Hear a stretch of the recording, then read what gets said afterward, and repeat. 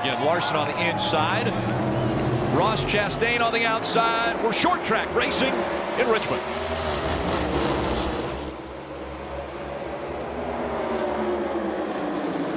Chastain throwing it into turn number 1 high, trying to take the lead away as they come off at 2.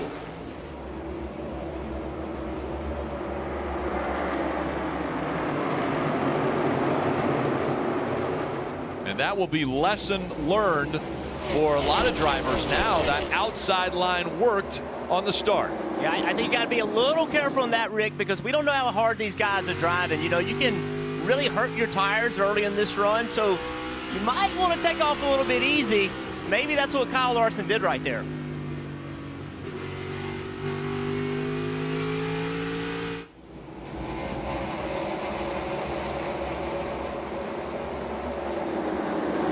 Alex Bowman in the 48, and already on the outside, that's 6 Brad Keselowski working his way up.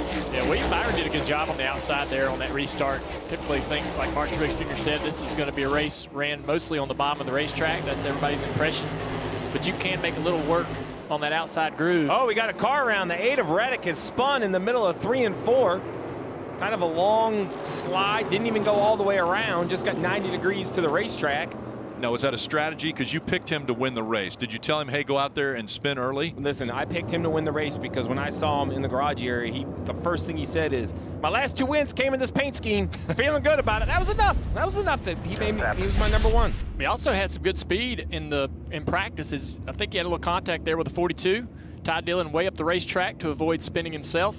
Kyle Busch and Justin Haley kind of worked their way by. Yeah, they were fast in practice along with Tyler Reddick, but you heard Parker Kligerman talk when, you know, in our pre-race how different the racetrack was early in qualifying. Some drivers were really fast, but did not get good qualifying runs because of that. And Reddick, you know, at the back of the pack already, spins the car. And Steve, if you hurt those tires and has to pit and put tires on right now, that could be a major deficit to him later in this race. And that's exactly what I was thinking. You know, I don't think it was a whole lot of damage to the race car, probably none. Only lost a handful of positions. It's that set of tires, 9 sets of Goodyear tires in the pits, you know, or 8 in the pits, 1 on the car, 9 sets for the race. You don't want to give those up at a track where tires are so important. We'll have a restart when we come back to Richmond right after this.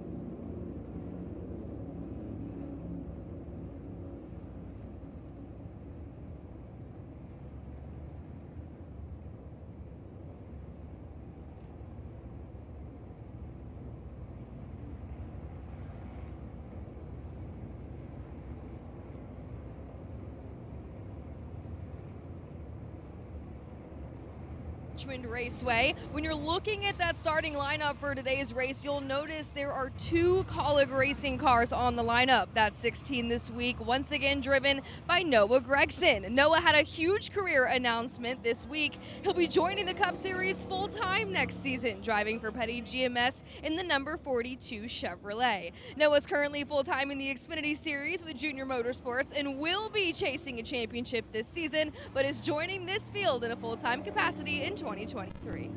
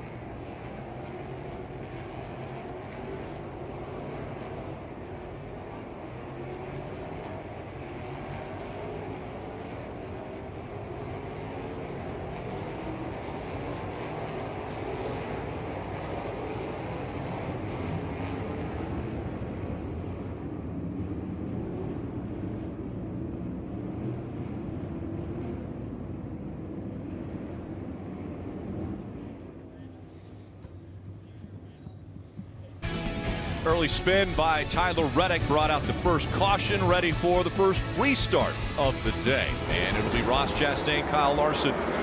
Chastain chose the inside line. And back to racing here at Richmond. Chastain dives down into turn 1, able to clear the 5 car Larson. Larson gets down to the bottom of the racetrack on the inside there in front of his teammate Byron. Then he's going to try this outside, guys, and it's worth taking a note because I think that's how he got passed by Byron on the initial start of the race. He's going to take that spot back. Yeah, Truex, said he didn't think the top was going to work, but we haven't been on this racetrack with this kind of track tip in a long time. I think if it's ever going to work, we've got a shot today. Well, let's hope so. We love it when this outside groove opens up, gives these guys opportunities to be able to pass each other. Denny up the racetrack again, getting a little clean air on that car, trying to make a run on the 5. Keselowski has used the outside line to move from his starting position of 8th now up to 5th. So he also has been venturing up there in that second group. As soon as they sort of don't have someone in front of them to challenge Rick, they all go right back to the bottom of the racetrack. And it doesn't seem like anybody could just go up there and literally make time. It's only when you can trap somebody on the inside. It's a little early in the run, though, and even historically here, when the outside works, it's because the tires are worn out. You don't have to turn the wheel as much. So even when the outside's been a great groove, it normally is later on tires. Cole Custer in that 41, the blue 41, on the outside of the 48 Ally, by Alex Bowman. They've been side by side for a few laps here as Bowman was trying to get clear. Was able to finally do it here down the front straightaway.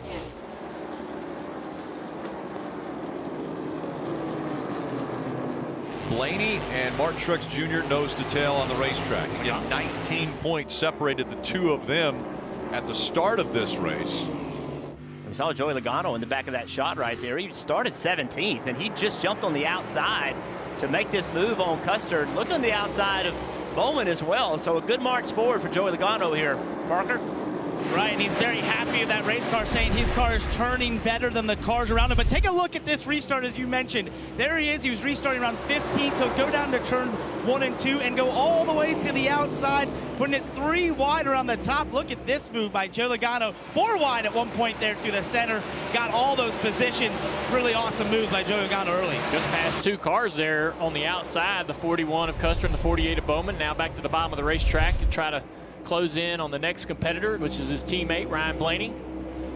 Steve, when we see a driver like Logano run so aggressively early, are we thinking his strategy is going to be maybe to come to pit road in this first stage and get fresh tires? I think his strategy, he saw how it bottled up the original start, gut in 1 and 2, so he figured he could just jump to the outside and keep that momentum going. He doesn't need to get all the way to the front, but when you start in those mid-teens, if those restarts go the other way 5 spots and you're back there in the 20s, it can kind of be a black hole. You can fight all day to get out of that. Now he's inside the top 10. He can actually have a good feel of what his car is doing. Another guy, you talk about moving the top. Here's the 47 of Ricky Stenhouse Jr. in the 3rd lane. We saw this in practice. It seems like it's working pretty good for him. He gets such a great run down the front straightaway, being blocked there by the 38. Now he's going to try to get to the outside here and it'll be 3 wide for a moment. Chris Buescher down on the bottom there. Todd Gilliland in the 38 just to his inside, but it's Ricky Stenhouse Jr., the car on the move in that 47 up high. He's trying to go up to the top, but Christopher Bell's like, no, I'm going to try to go up there as well, block you a little bit here. Christopher Bell now knows how to run the high side here with all that dirt experience, understanding how to use that higher line. They're ripping up there also. It's working. I mean, yeah. If you're a spotter, you got to be paying attention to this, and you got to be letting your driver know if you're back here mid-pack, what's going on. I understand if you're in the front, you want to jump up to the top right now, but to get by cars, this is clearly an option. Man, Christopher Bell easily went around the 4 of Harvick right in front of the screen, right in front of this 47 car. Christopher Bell now trying to pass even more cars on the high side, just in front of the 47 car, just in front of Harvick there at the bottom of the screen. 20 is flying. Able to get by Dillon. Now it's 3 wide for that position as Christopher Bell in the 20 completes the pass. So he saw what the 47 was doing, got that information either from his spotter just watching, passed about 4 cars. Now he goes back to the bottom of the racetrack. And watch this battle up top with Truex and Blaney. Let's see what Truex does on the outside. If he goes and searches and finds out that maybe there's grip up there, right? So right there he sees Blaney. It pinched him down a little bit. So right now that's a cue to Truex. Hey, this outside's not bad. Maybe run up there and try it a little bit. Marty, what's going on with Ryan Blaney? 3 races to go, Rick, in the regular season, in the battle for that final playoff spot. Ryan Blaney versus Martin Truex Jr. so far. You know, Jeff, Ryan Blaney will admit Richmond not his best racetrack, just 2 career top 10 finishes here. And his problem has been making tires last. The longer runs have always been where the 12 car has fallen off. So I'm curious, you know, normally Richmond is a night race, but would having the race during the day as he's trying to get the spot from Truex make that problem even worse for Ryan Blaney here at Richmond? No question. With this track temp up like it is today, it's going to be harder on tires. It's just going to wear the tires out more. So yes, if you have trouble with it when in good conditions, that will be worse today. Penske drivers on full attack right now. Martin Truex Jr. Blaney's able to clear him. Here comes Logano. He's going to look high. Logano's going to get to the outside of this 19 car. That's going to slow the 19 down just a little bit. He can't commit to full throttle when someone's on the outside. Mr. Purcell, look at that. He restarted 19th and already fighting with Jones. Watch the run. For He gets 11. here. Watch the run, Rick. See the momentum. And not only, you know, you're allowed to go deeper into the corner running the high side. The guy on the bottom has to slow way down, use a lot of brake. But right here, you get to the throttle and just power right by, guys. It's so much fun when your car's working up there. This 20 car is awesome right now. So you're saying it's a good thing that I've got him in my fantasy lineup? Yeah, you and me both, buddy. Hey, the problem is everybody's going to learn it. And when it is grip up there, it's tons of speed. There's no question. A lot of drivers are trying to run high. I don't think you can do it like Truex is trying to do it right here, though. You got to jump way up the racetrack. He's 11th right now, and the 20 car currently the second fastest lap on the racetrack, and everybody that's running the high side is behind him. They are watching this 20 car, and they're all going up there. Every car that ran the fastest lap the last time by is in the back half of the field running the top of the racetrack. And Junior, every spotter is talking about Christopher Bell, Ricky Stenhouse. You saw Kyle Busch move up the racetrack, so they're all talking about what the 20 is doing. But Junior, wouldn't it also be a benefit on your tires, right? You're not cutting down to the bottom of the racetrack, taking a tighter radius, kind of letting the car float, go where it wants to go. If the high line work, seems like it would also help out those Goodyears also. Yeah, I think it does actually save the tire a little bit. Initially, when you go up there, we've talked about this, Steve. Initially, when you're the first car up there, you're the one putting the rubber down. So you are going to wear the first set of tires out. But later in the race, once you do get that groove rubbered in a little bit, it actually does preserve the tires, the brakes, everything about the car. It's easier on the car to go run up there. Yeah, no, I agree. It's this first set I'd be worried about. That fresh, clean asphalt is the reason it has grip, Rick, but it's a little hard on the tires for this first run. Ross Chastain has a 2.5 lead right now over Kyle Larson here in Richmond.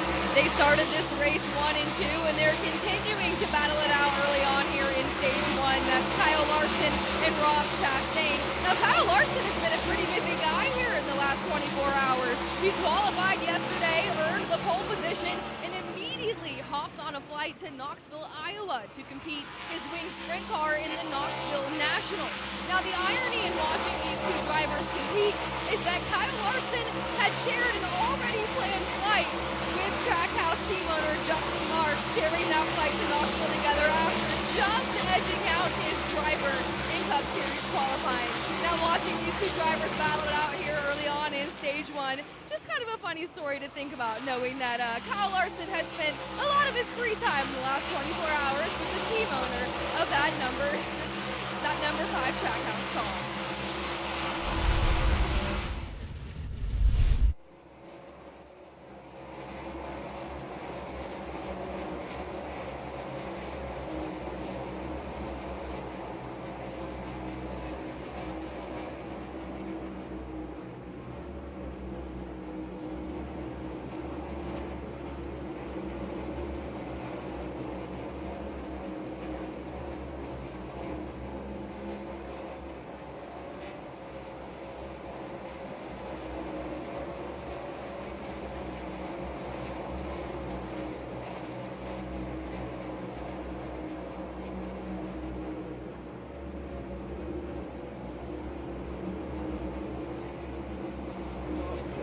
killing me.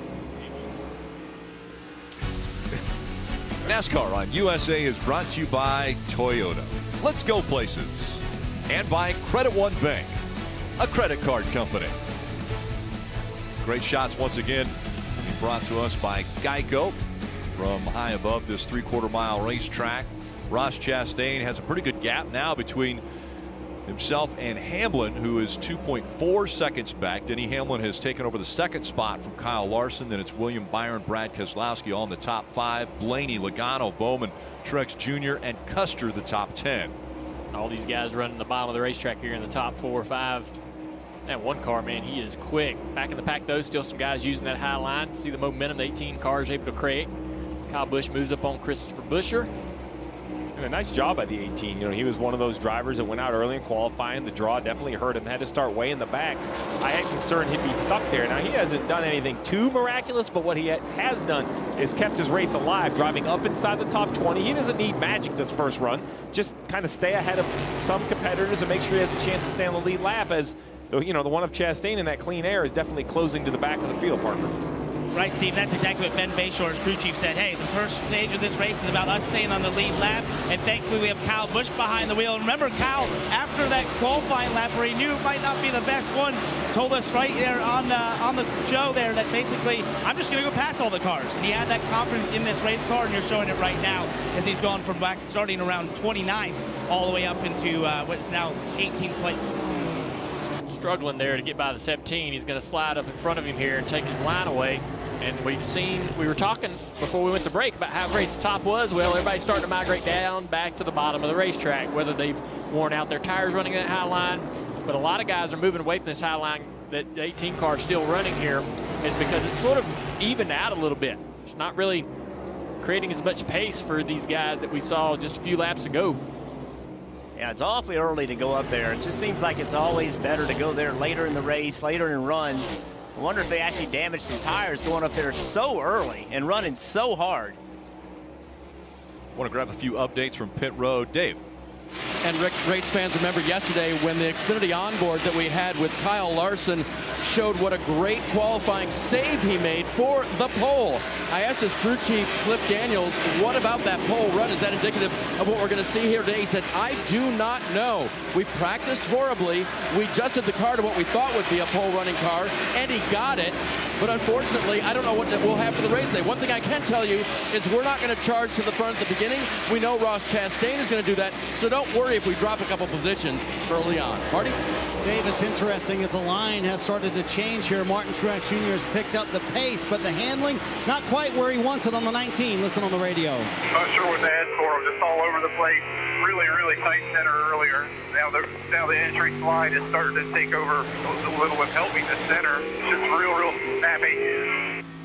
The Toyota onboard will have the views all day long for Martin Truex Jr. And he said earlier this week, if we need to pull out a win, I want to go to a place where I have a lot of confidence. Richmond is that for me. I asked James Small, does that put too much pressure on the team, Parker? He said, no, we're going to do it today.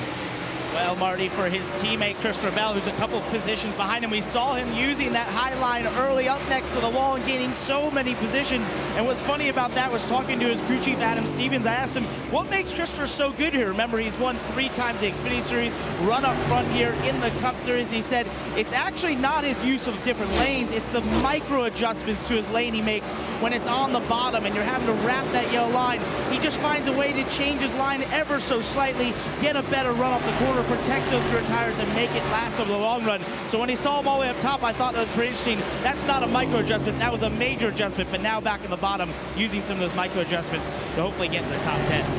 Yeah, he was running that high line, making a lot of time up there, but now he is back to the bottom of the racetrack. He's also a lot slower than all the cars around him. He's actually backing up to the cars that he actually was passing before running that higher line. So maybe went up there and abused the tires a little bit. That's starting to show, because he doesn't have the grip here to be able to carry the pace. And it's with 27 to go in this stage. It's a handful. A good year's gone on both our right sides.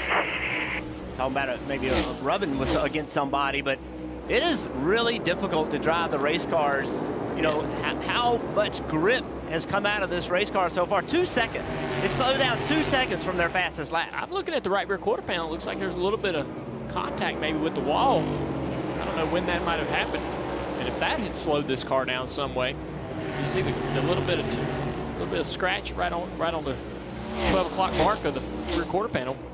What about shifting? Will we see that early in a run or now later as the tires are wearing down? So I actually think the ability to shift exists every lap at the current ratio, but in a short run or a sprint to the finish, you might use fourth gear. We saw it in qualifying, but as we talk about the tires wearing, that fourth gear is going to put more power through the rear tires and damage them more. So I would imagine you're going to stay in fifth gear just to try to save some tire life throughout the course of the run. Yeah, fourth gear, you know, if you can downshift a little bit, it'll make the car drive a little better through the middle. But when you go to the throttle, then it tries to spin the rear tires a little bit more. Watching the telemetry there on the bottom left of the screen, Truex just can't get full throttle till right before the flag stand. And running middle of the racetrack, which we see guys do a lot on, well, there's Carlin's outside, that's why he's running the middle of the racetrack, but we see a lot of guys run the middle of the front straightaway. There's no real data that suggests that it's better on the tires, but some of these drivers will tell you that since it's the least run groove over the years here at this racetrack, that they believe they save a little bit of tire life and drive in the cars running a little bit lower on the front straightaway. These teams even also, Rick, will have, there's infrared cameras and they can see like which area of the racetrack is the warmest. In the corner, you may move up or down, and I wonder to Dale's point if that isn't something, you know, we think straightaway, Dale, right? Their grip is normally an issue when you're going dead straight, but this front stretch of Richmond, first of all, isn't straight, and grip is absolutely an issue on this front stretch. Dave. You saw Cole Custer take over the 9th position from Martin Truex in that blue Mustang. To Jeff Burton's point, Cole has started using the shifting just to make the handling better. He said, I have to shift to make it turn. He's used that to good effect here, getting the spot for the 41. Rick? Cole Custer trying to make the move up front. He's running 9th, all chasing Chastain. The NASCAR Cup Series racing from Richmond. The Federated Auto Parts 400. We'll be right back.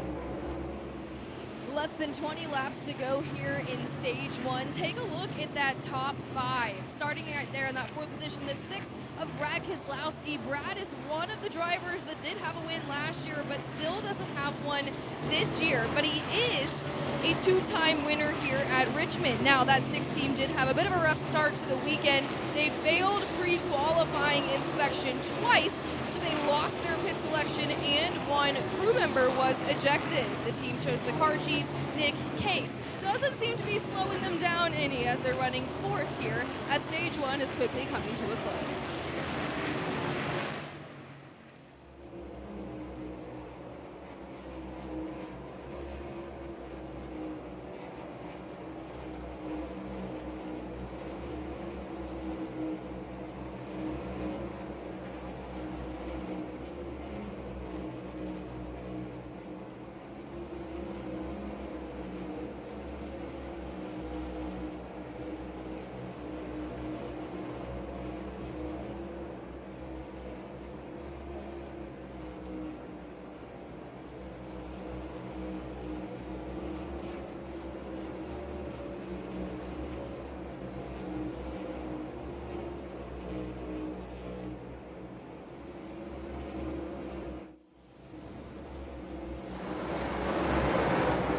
Just 16 to go from Richmond. NASCAR Cup Series racing presented by Toyota. NASCAR Drive, that's your live race day companion. You get access to high-definition in-car cameras, current position trackers, as well as pit stop data. Visit NASCAR.com/drive. You can download the NASCAR mobile app today. Focusing in on the 18 of Kyle Busch. Yes, there are some stripes on the right side. They're Richmond stripes. He got into the turn 3 wall right here.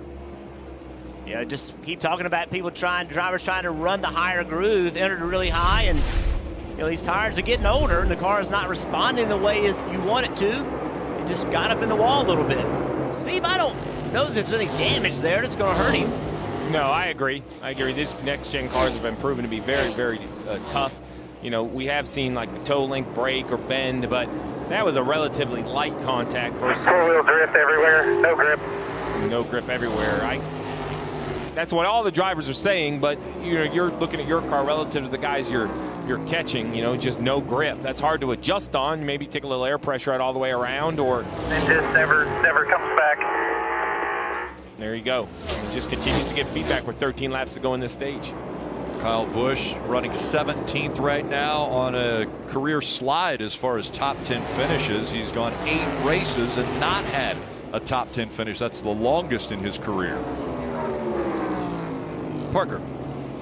Well, guys, we look at Joe Logano, who's running in 7th right now. About 8 laps ago was lap 50 of this stage, and that's about where you'd be on tires in the next stage if you want to do what could possibly be a 2-stopper. So as the teams look ahead to that, take a listen to Paul Wolf on his radio. 50 lap. Think about the rest of the race. If guys do stop it, that'll be the end of your run. It'll be a 50-lap run. And that is the key. Get the driver thinking about 50-lap runs if you start doing those 2-stoppers in those next stages, Marty. Parker, I like that, planting the seed here in stage 1. So, Steve, we started talking about how valuable fresh Goodyear tires are in the pre-race show, right? We saw that in the spring race as well, with Denny Hamlin 2-stopping the end there. Kyle Busch still rim riding as well. So why not split up stage 1 as well and try and get fresh tires on and maybe make some progress? Well, Marty, if it was the full 70 laps, maybe you could pull it off pitting in the middle. Remember, we had that caution that kind of burned up the first 10 laps. But the other big thing is, and we talked about it with Tyler Reddick in his spin, the limited numbers of Goodyear tire sets, 9 for the entire race. So if you use the set here, you think you know how the race is going to go. But Rick, we get a bunch of yellows in that final stage. You want fresh tires to bolt on every time. So, it's kind of, you got to be careful you don't get so concerned about where you're running in the first stage that you take yourself out of the race in the final stage. Good vantage point here thanks to Hunt Brothers Pizza, riding along with Kevin Harvick, looking back at that 18 of Kyle Busch and the different lines that those 2 cars are running. You'll never really see Harvick go to the top of the racetrack. I mean, he will search around, but it takes a lot for him to move around. I'm always surprised by his commitment to run a specific groove and make it work. 20 car right here, Christopher Bell continues to struggle, dropping back, losing the positions. Yeah, Eric Almirola, on the other hand, he qualified 32nd. One of those cars that went out early in qualifying. We watched him in practice, had a really fast car. He's driven all the way up to 14th. He's got good speed today. No surprise after watching yesterday. And that Christopher Bell thing, Dale, I think you called it, right? That over time, the top maybe takes it a little easier on the tires, but early, the 20 was one of the first cars up there, kind of blazing a path and definitely using up those Goodyear tires on that fresher pavement that haven't seen laps yet this weekend. And I think he's paying the price now. He falls back just a bit, currently running in the 13th spot. Logano was trying a similar strategy. He ran up high and currently is holding on to a 7th place finish right now, or in 7th position, as Almirola is able to work by the 20 of Bell. Chastain with a 1.1 second lead now, as there are under 6 laps remaining in stage 1. And that gap continues to close. And remember who's racing for the top spot right now. Chastain and Hamlin. They have had history all season long. Watching Chase trying to work around the inside of his 14 car, Chase Briscoe. Chase Elliott on the inside is number 9. Patient on the throttle. Briscoe's going to race him here on the outside.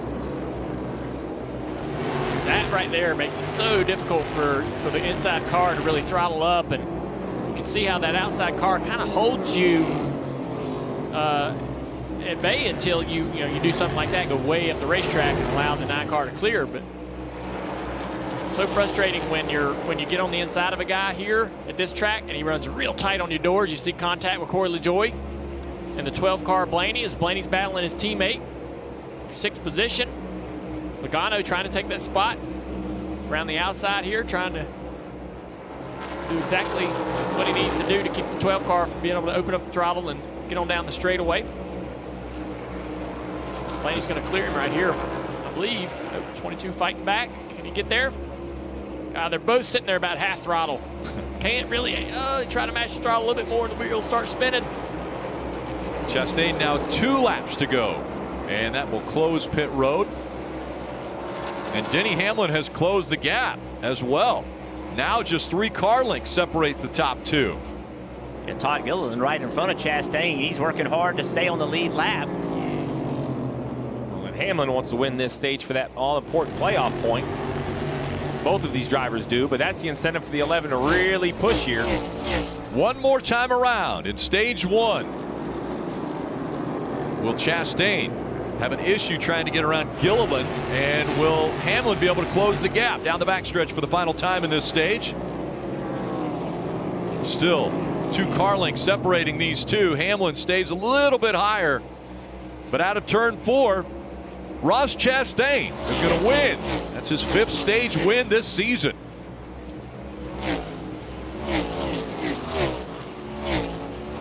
Hamlin, Larson, Keselowski with a 4th place finish in that stage. William Byron, Blaney, Logano, Alex Bowman, Cole Custer, and Martin Truex Jr. all grabbing a few stage points there at the end of stage 1.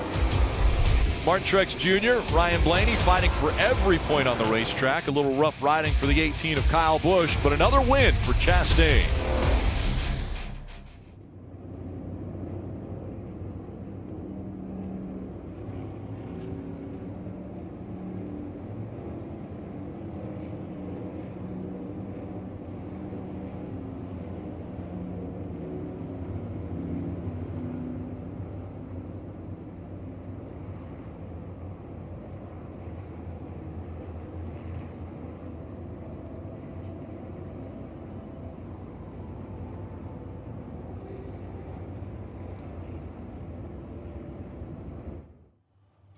Stage 1 is complete, and Ross Chastain is the Stage 1 winner, but it's the 11 of Denny Hamlin that finishes just behind him in the 2nd position. Now, Denny, he's a 4-time winner here at Richmond, most recently just this spring, and I talked to Denny after that spring win, and I asked him, first win of the season, locked into the playoffs, that is, unless we were to get 16 winners. Do you think that's a possibility?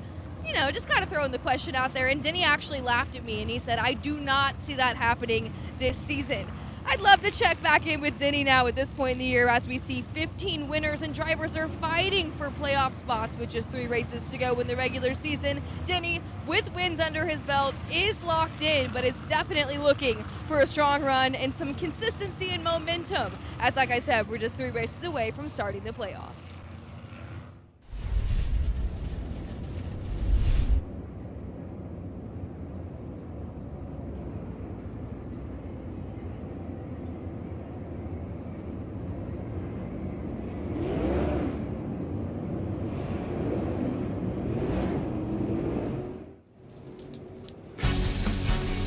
NASCAR on USA is brought to you by Toyota.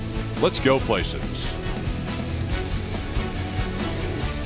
And right now we'll go down to Marty. Ryan Blaney coming on pit road with 6 points in the bank after finishing 5th in that stage, 6th in that stage, I should say. He said, I'm not sure what to tell you to do. All I know is I need just more overall grip. A little bit tight, a little bit loose off the corner as well. Blaney, nice finish in the stage. They got to make the car better though, Parker. And Marty, at the top right of your screen, Brad Keselowski pits from the 4th place position, just a little tight to the center, but overall very happy that car. Oh, has a little trouble getting around Christopher Bell. Denny Hamlin was tight in the center, had to put a lot of wheel to it, and that made it loose off. As for Ross Chastain, he said a little free and off, but nothing crazy. Ross Chastain, the winner of stage 1. And a madhouse coming off of pit road. Chastain, winner of stage 1.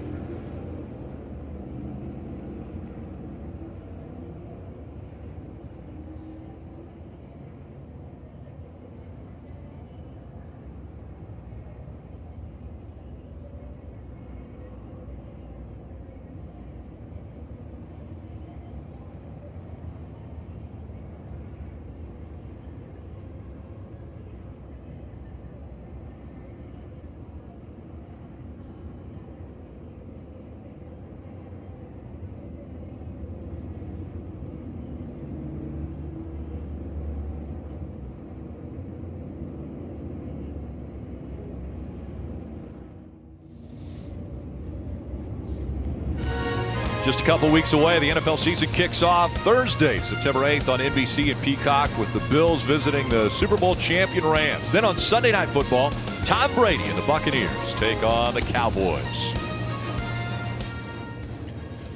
Want to check in with the NBC Toyota on-track car and Parker.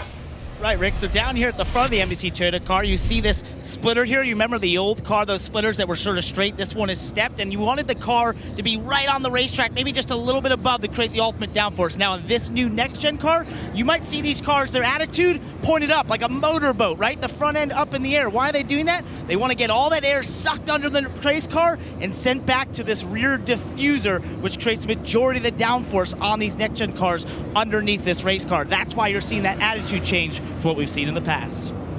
Yeah, the way this car makes aerodynamics just totally different from past cars. The teams are kind of figuring out what the sensitivity is, where you want it for the most grip, how do you change it from tight to loose, more front downforce or more rear.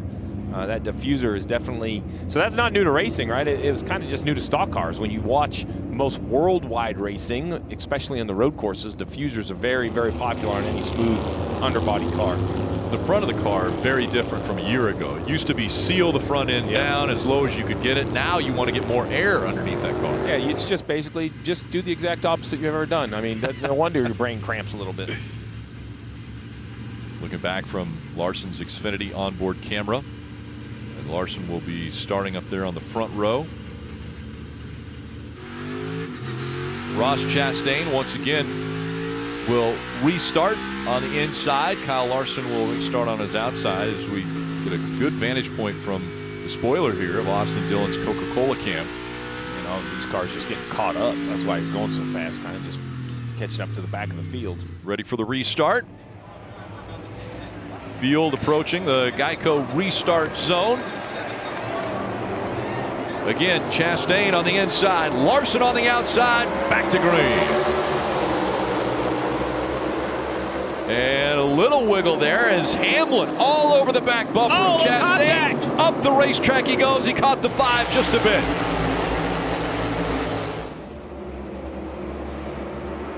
Hamlin putting a lot of pressure on the 1 of Chastain on that restart. 3 wide behind him.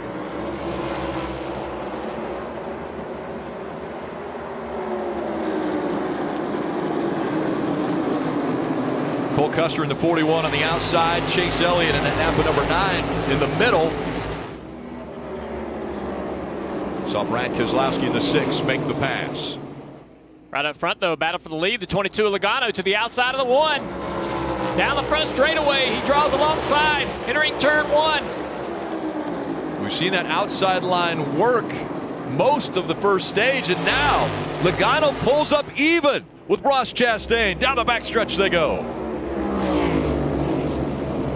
Seems like early in the run, you can jump to that higher line and make some time. Logano completes the pass. He's out front here at Richmond. And how many times have we seen this? The Penske cars show up to Richmond with short run speed. I mean, this has been even before the next gen car, this has been a thing that Penske just always seems to have when we come to Richmond. They can fire off right away on new tires and be quicker than everybody else. Chastain led 79 laps to start this race. Justin Haley was out front for 1. Now it's Logano.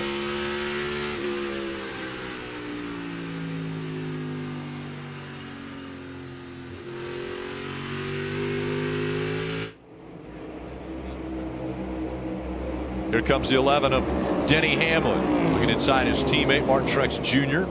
He'll take that spot away. Right in front of them, the 5's to the outside of the 1 car for second place. Top of your screen right now. Larson around the outside. Chastain just not going anywhere since they came to pit road. I wonder if the change was made in the setup of that car. Starts to fall back just a little, Dave.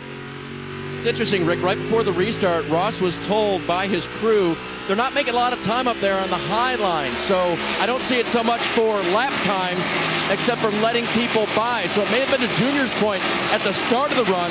That may be a tool that the others are using, but Chastain was pretty much told it's not a long-term solution. I agree with that. I just think these guys are faster at the bottom, middle, wherever. than this one car right now. They run him down, and the only way to go around him is where he's not. Here move to the top of the racetrack, but that one's struggling a little bit. William Byron with a little momentum now with the flames down the side of that 24. They've been able to get right. Oh, and we got a little bit of smoke out of Cole Custer's number 41. Yeah, you mentioned the shifting. I don't know if that was a shift gone bad or what it was. That looked like smoke right out the tailpipes, but he continues. Truex loses the spot to the 12 of Blaney.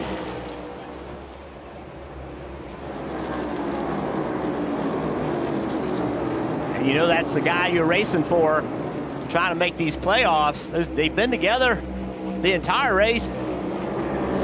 Blaney got more points in that first stage.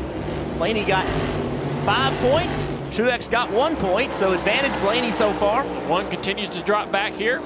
Denny Hamlin's going to go around the outside. He's going to try two on this corner exit. Should have the throttle and acceleration to make that pass happen. It almost looks like the one car is tight. Like it just right there. It just won't rotate the way he wants it to. So he's got more wheel to it than he needs. And then that hurts the rear tires. You turning the front tires, trying to get it to rotate. You go to the throttle, now you got the front tires turned, and now the rear tires don't hook up.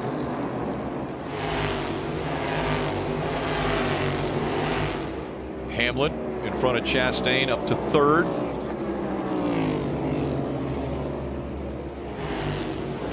And now we're seeing more of a traditional run here at Richmond where they're trying to get those left side tires right on the yellow paint of the apron. Dave.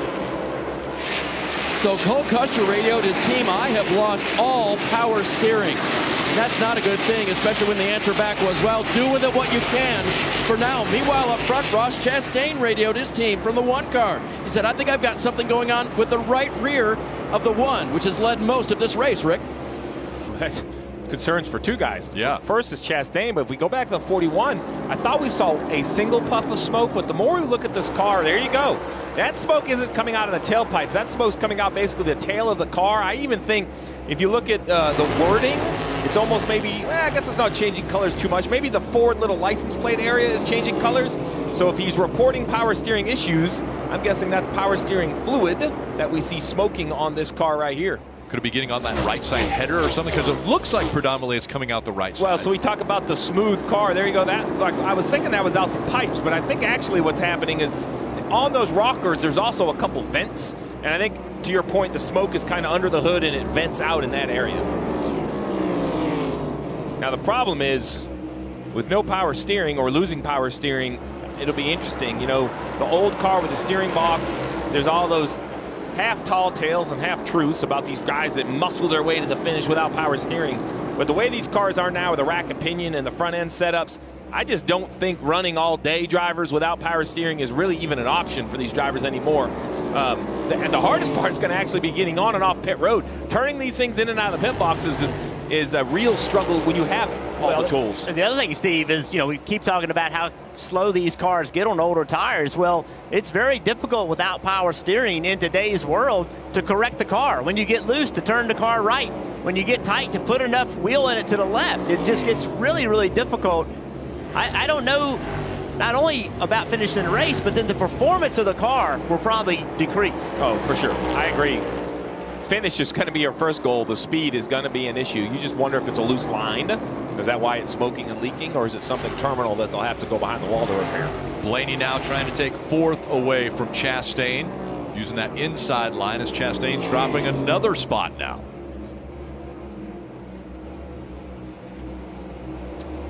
So you mentioned a pass right here between Blaney and Chastain. Well, this was some pretty interesting action right here. This is just a few laps after the restart.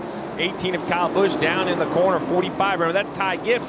Kind of searched for the bottom. The 18 was clearly there in my mind. The 45, I don't know if he thought he was going to get a break or thought he could get the 18 to check up. So then the 45, he goes back down in the corner and he, you know, hey, I might only be 19, but I'm gonna give you a little shot here. So, hey, man, I felt like I was there. I'm not sure if I'm totally on board with how Ty Gibbs saw that, but I will say the 19-year-old definitely not taking any slack from a 60-time winner in Kyle Busch. I had Ty Gibbs on the Dale Jr. download this past week, and he said that Kyle Busch had given him some tips about, you know, man, not flipping people off, doing things like that. So I wonder if we'll see any of that going on between the two. Wait, he got that from Kyle Busch? Yeah, Kyle Busch, believe it or not, told Ty Gibbs that it was bad manners. So later today, is he going to say, hey, man, I didn't flip you off. I just hit you with my bumper. And the best part was when you corrected him and said, wait a second, did you just say he didn't want you to do that? Yeah, that's right. Logano out front here at Richmond. 1 second lead over Larson.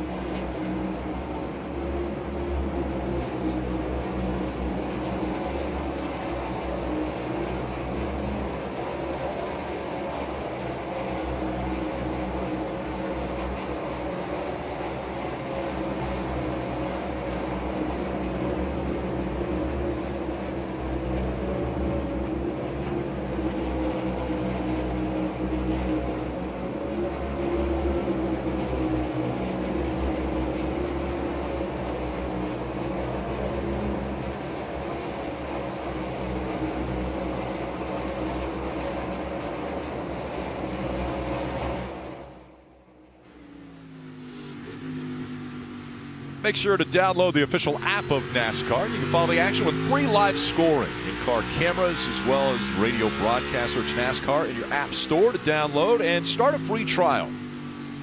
You're watching NASCAR Cup Series Racing, presented by Toyota. Into the second stage and 127 laps to go. Steve, this is where that strategy comes into play, isn't it? Yeah, basically when we took the green flag in the second stage, you had to run 152 laps to get to the end of this stage. So it's real simple. You basically run 75, pit once and put tires on, or you run 50, put a set of tires on, 50 more and put a set of tires on. The math says using 2 sets of tires is faster. The risk is very simple. If you pit an extra time, you will have 10, 15, or 20 laps, depending on where you're running, a lap down. So that's the risk, right? While you're a lap down, if the caution comes out, it's going to take what is a good strategy. I'm half distracted watching these two on the screen right here because I'm wondering if they're going to continue to hit each other, if they're done for the day. But the risk of that two-stop strategy, Marty, is really if the yellow comes out. Yes, Steve, and that was the talk of the garage area this morning. And I think talking to crew chiefs this morning, too, there will be more teams willing to do that two-stop strategy and maybe not risk it on one stop. But the interesting point is that Martin Truex Jr., James Small, they were the first on pit road both in Stage 2 and in Stage 3, and they ran it for 55 laps. You see, completing lap 37 here in Stage 2. But, Steve, do you think teams might jump a little bit earlier than 55 laps into the stage today, knowing what everybody else did in the spring? Yeah, I don't expect them to run that long, probably 48 or 50. The big question mark for me is this battle between Truex and Blaney. Do they chase each other on a strategy, or do the crew chiefs say, no, we're going to divide? I'm going to hope I beat you with a timely yellow. You know, those are the points. Like, it's one thing to say, hey, what's best for your car, but also what are you trying to accomplish today? This battle right here at the bottom of the screen is awesome. It is good, isn't it? I have to imagine that Kyle's like, what is going on? He ran down the 45 using the top. But right before he passed him, Ty Gibbs jumps to the top. Now Kyle's on the bottom trying to make the pass. Just cannot get it done.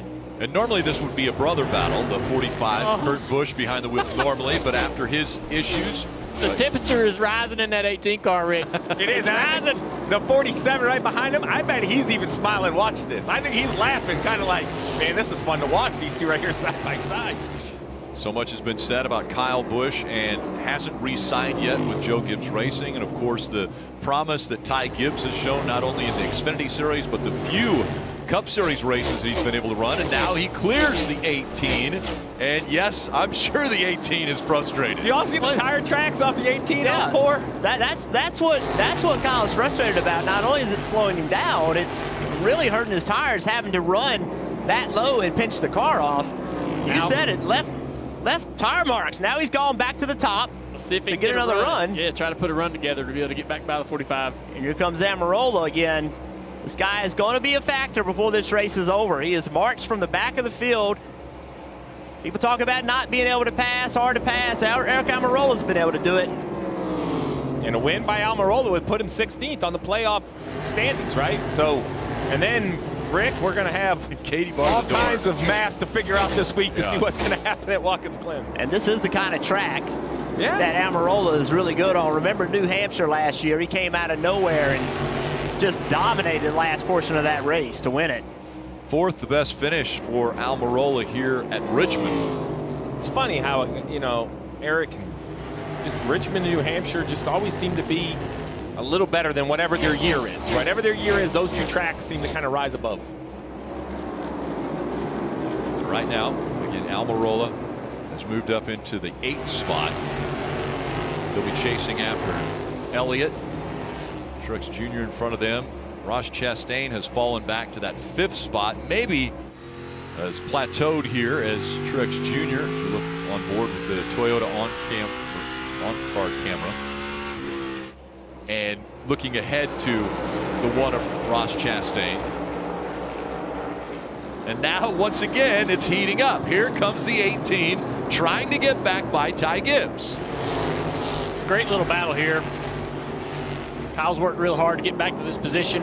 Now on the outside, should take the spot from Ty Gibbs pretty easily with that outside groove. The momentum he'll have down the front straightaway. I love the boss man, right? When Jumpman's on the hood and Jumpman's in the building, you want to have a good run, and Ty Gibbs is a young driver. He's giving this 45 a great job. I love that Michael Jordan. It's one thing to say Michael Jordan owns a team, but it's his continued appearance at the racetrack, his involvement. You hear all the time about him talking to his drivers. He was in Nashville. We see him again here. It's you know, his love for racing. Denny Hamlin reports it, right, that he's loved racing well before he owned a team, and now as a team owner, he's super involved. I love it. Yeah, and clearly, you know, obviously Ty Gibbs doing a nice job sitting here running 17th, but you know, can't help but think about all the work that Kurt Busch has done to get this car where it is. New team, Kurt Busch coming in, a veteran, has done such a good job. Without Kurt Busch's presence with this team, this car doesn't run this fast. And again, Kurt Busch out with concussion-like symptoms. Ty Gibbs subbing for him. Coming up on potential pit stops here next.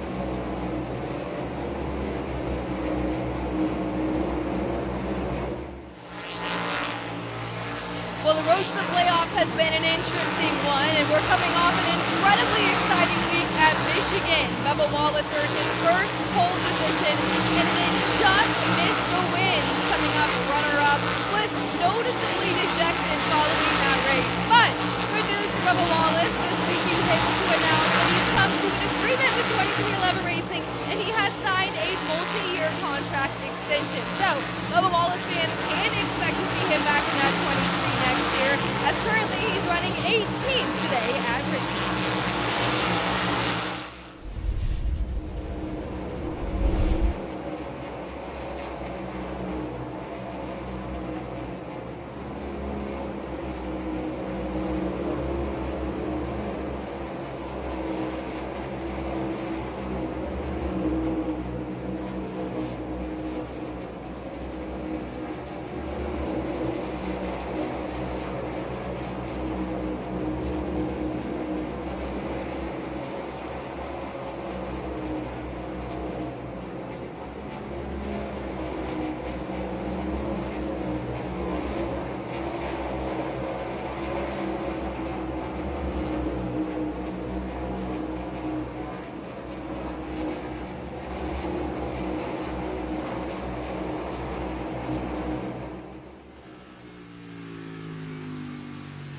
Just under 280 laps to go here at Richmond, and I'm sure we're going to have a lot to talk about over the next 280 laps on Wednesday.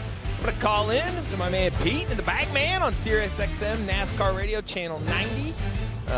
Call in at 9 o'clock on Wednesday. We're going to chat, I'm sure, a little Richmond, look ahead to the Glen. The Bagman's going to join us, radio style at the Glen. You guys will talk about radio style at the Glen. That's our next race coming up next weekend, but look forward to listening to you on NBC Sports on SiriusXM on Wednesday. Looking ahead, we're riding along with Kevin Harvick and that Hunt Brothers Pizza onboard camera. And just a couple cars, actually one right now on pit road, is a good battle for second is brewing here. Hamlin was trying to get by Larson. Yeah, and the window's open. We see these guys are 3 wide, but there you go. You see to the right side as we pass, we had the 20 on pit road, now the 22 on pit road. This is going to look almost like a caution. We're going to have so many guys pitting, Parker. Right, Steven, leading them down on the lead. There is Joe Logano in the 22 car, just contained to his crew chief, Paul Wolf, that he's just lacking the right rear grip and beating it up too much on the throttle. So it'll be 4 tires for him as he stops on full, Marty. Martin Truex Jr. said the car fired off better that run, but still way too free on exit for him. You see that big wedge adjustment. They actually called him to pit road the lap before, but he couldn't make it to pit road. It was too late of a call, Dave. Ross Chastain, 4 Goodyear tires, Sunoco fuel, tight in the center of that run, loose in and off. Not the car it was to begin the day. Cars continue to come to pit road. Yeah, Marty. Yep, sorry, Rick. You see Kyle Larson on pit road as well. He was told to make the tires last there, get a read on how good the degradation can be on this car. So really no adjustments this time. Remember, Kyle was running in the top 3, Marty.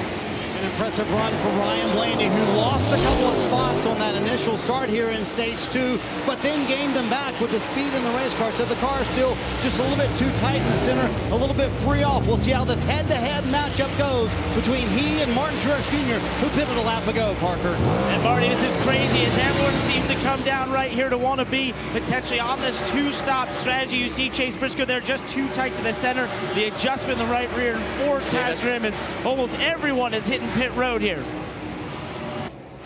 On the pit road now, the 24, which was going backwards. William Byron saying from the initial restart there, this car is just too tight in the center of the corner. The fire off, terrible, big changes here.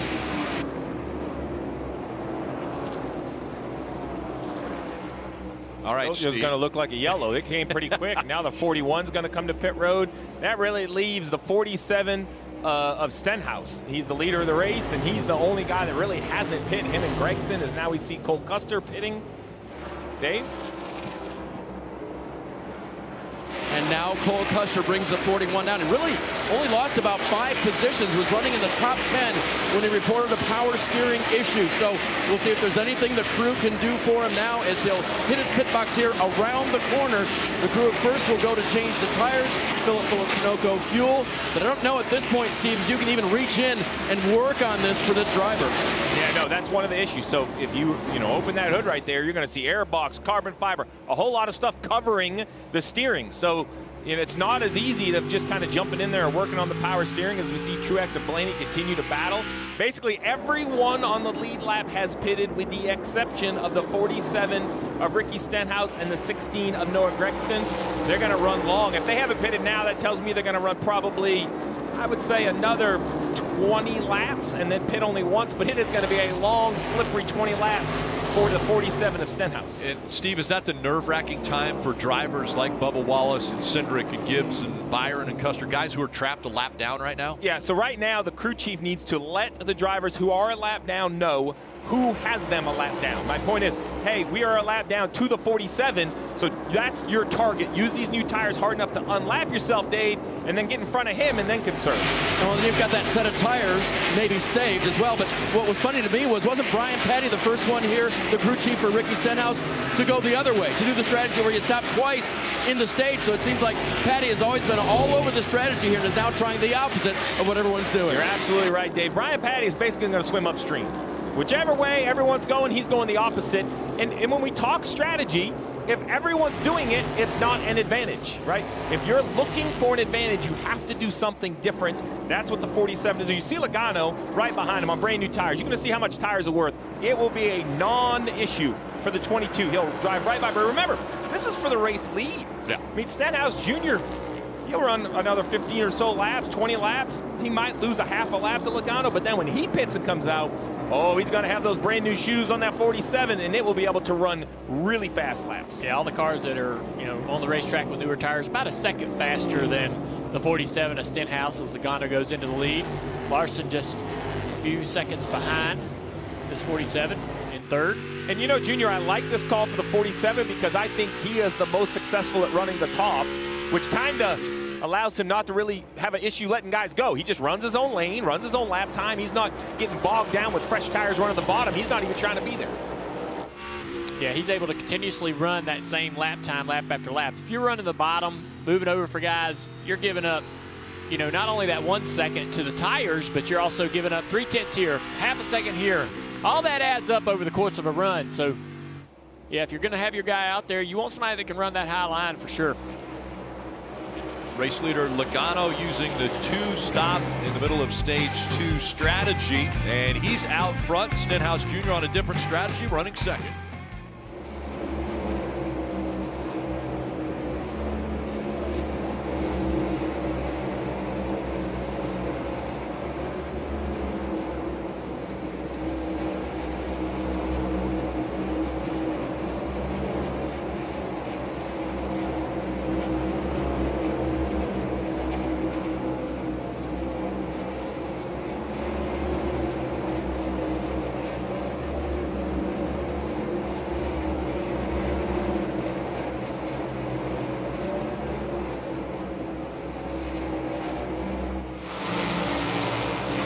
First time today, we're seeing green flag pit stops, and for the first time, we're seeing teams put their pit strategies into play.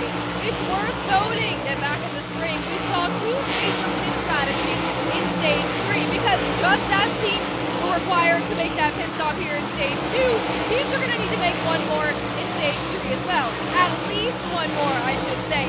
A lot of the teams back in the spring chose to split stage 3 in half, essentially, making 1 pit stop.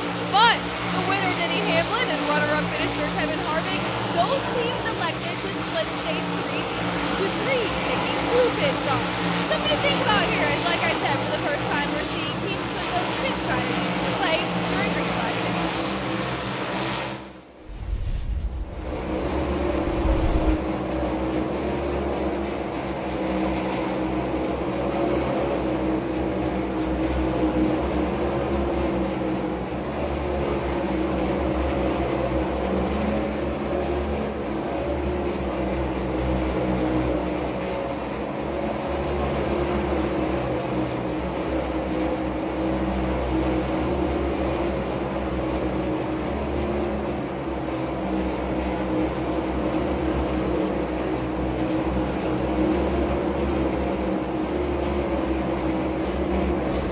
NASCAR on USA is brought to you by Ford. Build Ford proud. And by Applebee's. Help us crush childhood cancer. It's NASCAR Cup Series racing from Richmond, the Federated Auto Parts 400. Joey Logano out in front. He stopped on lap 124. Now Larson has moved up to second. Hamlin is third, and Stenhouse Jr., who stopped on lap 73 at the stage break, is back in fourth. Blaney behind him in fifth. Let's go through the field, and we'll start with Parker on this 22. Right, Rick, and that is your leader, Joey Logano, who I had a fun conversation with yesterday about this racetrack. He turned to me halfway through and said, I love this place and all of its challenges, of course. I asked him how those challenges stack up in this next-gen car, and he said one of the interesting things compared to the old car is you can just simply be more aggressive from the start of the run. He said it doesn't really pay off if you take it easy early on, is what I've noticed. So I plan to use that aggression to my advantage, and we've seen that on each and every restart, Dave. 4 seconds behind in second place is Kyle Larson, which is really good news because Cliff Daniels didn't know if they'd have a winning race car today. It's still not there yet. What they're working on right here, 1 and 2 have not been as good as turns 3 and 4. Behind him in third place, Denny Hamlin, the owner of 2311 Racing. What's been on his plate this week? Well, just the re-signing of his young driver, Bubba Wallace, and the continued health recovery of his veteran driver, Kurt Busch. How can he do this? Go out and try to win at Richmond? His crew chief, Chris Gabehart, told me that's because we've got this. Denny knows when he comes here, he steps in, we can get into victory lane. That's why that's not an issue, Marty. Ryan Blaney is on the move, up to 4, trying to get that spot from Ricky Stenhouse. He should eventually be able to pull off that pass and finally get past the 47. Talked to Jonathan Hassler this morning. We kind of debated, would they match strategy with the 19? Hassler told me, listen, if we feel like we can beat the 19 on speed, we'll match what he does. If not, we might pull something out of the bag. But so far, Hassler and Blaney pretty quick up in 4th, Dave. Marty, Steve talked about how you can't match strategies and try to better your position. Well, this morning, Brian Petty, the crew chief for Stenhouse, told me, I don't think we have any more than a 20th place car. So that's another reason why he was willing to make such a gamble here. He'll lose another spot here to Almirola, Marty. Welcome to the top 5, Eric Almirola, from 30th to 5th. I'm telling you what, we've talked about surprise winners in 2022. Almirola would certainly fit that bill. On a day when everybody talked about Blaney and Truex, it could be Almirola. It reminds me of New Hampshire last year, and I just asked the team, I said, is it right to say this is the best race of the year for the 10 so far? No question. Up in the top 5, might have a shot to win this race. Kevin Harvick off for the win at Michigan, sitting in the 6th position right now. Finished 2nd here in the spring. Rodney Childers told me when we looked at Michigan and Richmond, we honestly thought our best shot to win was Richmond, showing that speed today, trying to get that 6th spot from Stenhouse, Dave. Ross Chastain has showed he's got a shot to win most everywhere. Looked like it earlier today. Still don't have the car right where they wanted as now Chase Elliott moves in. So far since that restart, not bad, but just not the speed that he had earlier. Parker. And Dave, the car he's trying to hold off there is the 9 car of Chase Elliott. And for 6 weeks in the summer, this was the hottest team in the NASCAR Cup Series until Indy, when they were fast. They were in the top 5, got spun out late. Then they went to Michigan. They struggled for speed for the first time all summer. And then they qualified 23rd yesterday, and Chase Elliott said, we have got to get better. I talked to Alan Gustin about that, and he said that's a little dramatic. We had a lack of speed at Michigan, but I think today, yesterday's performance in qualifying was simply our qualifying draw, and we've got a better car than that. And right now, running the 7th position, he is showing that. Behind him, a great run for Brad Keselowski and this 6th team at RFK. It's been a struggle this season to find the feel he wants in that race car, but this weekend from the drop out of the hauler, they have had speed in this 6th car. He's been far more comfortable, and I talked to him just before the race, and he said it's all a process of figuring out this car, working with this team for the first time, and then figuring out what I want in the race car, and that seems to all be adding up here in the top 10, Dave. Teammates in tandem. Here comes another blue Ford. That is Chris Buescher in the 17, and he's going to make his way into the top 10 once he gets around Stenhouse. He told his crew those changes he made to the chassis, very good. Car is improved. Buescher moving toward the front. Parker. Behind him is Chase Briscoe, that 14 car, who at the beginning of the season was so strong, winning at Phoenix, being up front at the Bristol Dirt Race, up front at the Coke 600, but just couldn't close the deal. And then as we got in the summer months, things started to cool off for this 14 team. And talking to them, they said, you know, it's really just been mistakes. We've been making far too many mistakes, and therefore we've got to clean them up as we head in the playoffs, or we won't be much of a contender, Marty.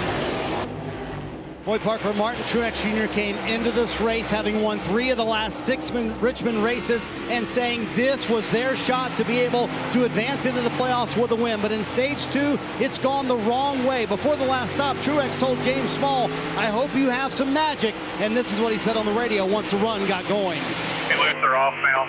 Still tight in the center. Copy. See it. So, Steve, what do you do if you're James Small? You got to put it back together here. They all said this is our chance to advance with a win, but right now, Truex sitting in 13th. Well, we talk about long green flag runs and what that does for strategy. What it also does is when you have it kind of the handling slipping away or the track position. It feels like quicksand, Rick. You just don't have the time to make the changes. And as expected, here comes the 40. Oh, my goodness. So he not only... Keep going. Oh, boy. That Tagged the 19. He did. A major error by the 47 of Ricky Stenhouse. He drove over the box. Now he's going to try to come back onto pit road this next time. But to your point, Rick, I saw some pretty heavy contact with the 19. Lucky didn't spin the 19 out. Looks like he might have flattened got that a left rear tire. You're right, Rick. You're right. So he came out trying to come back out on the racetrack, caught the left rear of the 19, and now the left rear of the 19 going down for Martin Truex Jr. Trying to see if it's going down or if this is just how low they run. Here comes the 47. You see the damage on the right front, in front of the right front tire, the damage on the nose. Coming at you, Dave. And Steve, this just makes the day that they were trying to make something out of that much worse. Remember, practice yesterday was only 20 minutes long, but at the end of that practice, all the teams did a hot pit entry just to make sure the drivers were ready for this occasion. Green flag pit stops, assuming that Ricky did one, but that wasn't the way to do it there. They'll be on pit road now and off again. We'll watch Truex. And now if you're Brian Patty, you're very frustrated because you're not sure if this is the right call or the wrong call. But here's a view. The 47 just gets on the apron hot. Can't make the corner on the flat. Goes back on the racetrack and hits the 19. Yeah, so Steve, you can see right here, he turns down really low, carrying too much speed, and just can't make the corner. Has to be at the inside of that box. This is a difficult pit entry to make. You cannot see that box until you get around to it. We see a lot of times, Junior, people drive in too hard, miss that box, and Stenhouse just trying to get the car slowed down. And on top of that, Ricky's got a penalty for too fast entering pit road. So everything went wrong. See how tight it is? There's no way you can see this box until you get right upon it. So it's really, really difficult to get in there with the right amount of speed. So now all of that talk about strategy and math and staying out and doing all that, you can just throw that away, because between the issue and the speeding, it basically ended his chances. Marty. Obviously no flat left rear for Martin Truex Jr. Here's what he said on the radio a moment ago. Everything feel like everything out there? Still feels terrible. That's what you mean. And Steve, that actually made the team chuckle. You know, when you think you might have a flat tire or a tire going down, for him to say, hey, it's handling terrible, but contact-wise, we are fine. He said that on subsequent radio, but James Small sweating it right now. Truex sitting in 13. So a couple weeks ago, we heard some really snippy responses between James and Martin, and it kind of took me off guard a little bit. So this week, I spent some time going through more of their radio. That's kind of just the 19's communication. It reminds me a little like Cole Pern. Like, they just have this belief in one another. They poke at each other, and they try to, kind of motivate using that. So what I thought seemed odd in hindsight, with a little more homework, surprisingly, is just the standard, Marty, but it definitely seems odd on the radio. Yeah, and Steve, I talked to James Small about that this week. He said, hey, that's just the way we communicate. You have to remember, James Small was the engineer when Cole Pern was the crew chief. That's just the way we roll in the 19 team. Don't take any offense by it. We try to motivate each other through that kind of conversation. Joey Logano up front, 67 to go here in Stage 2 at Richmond.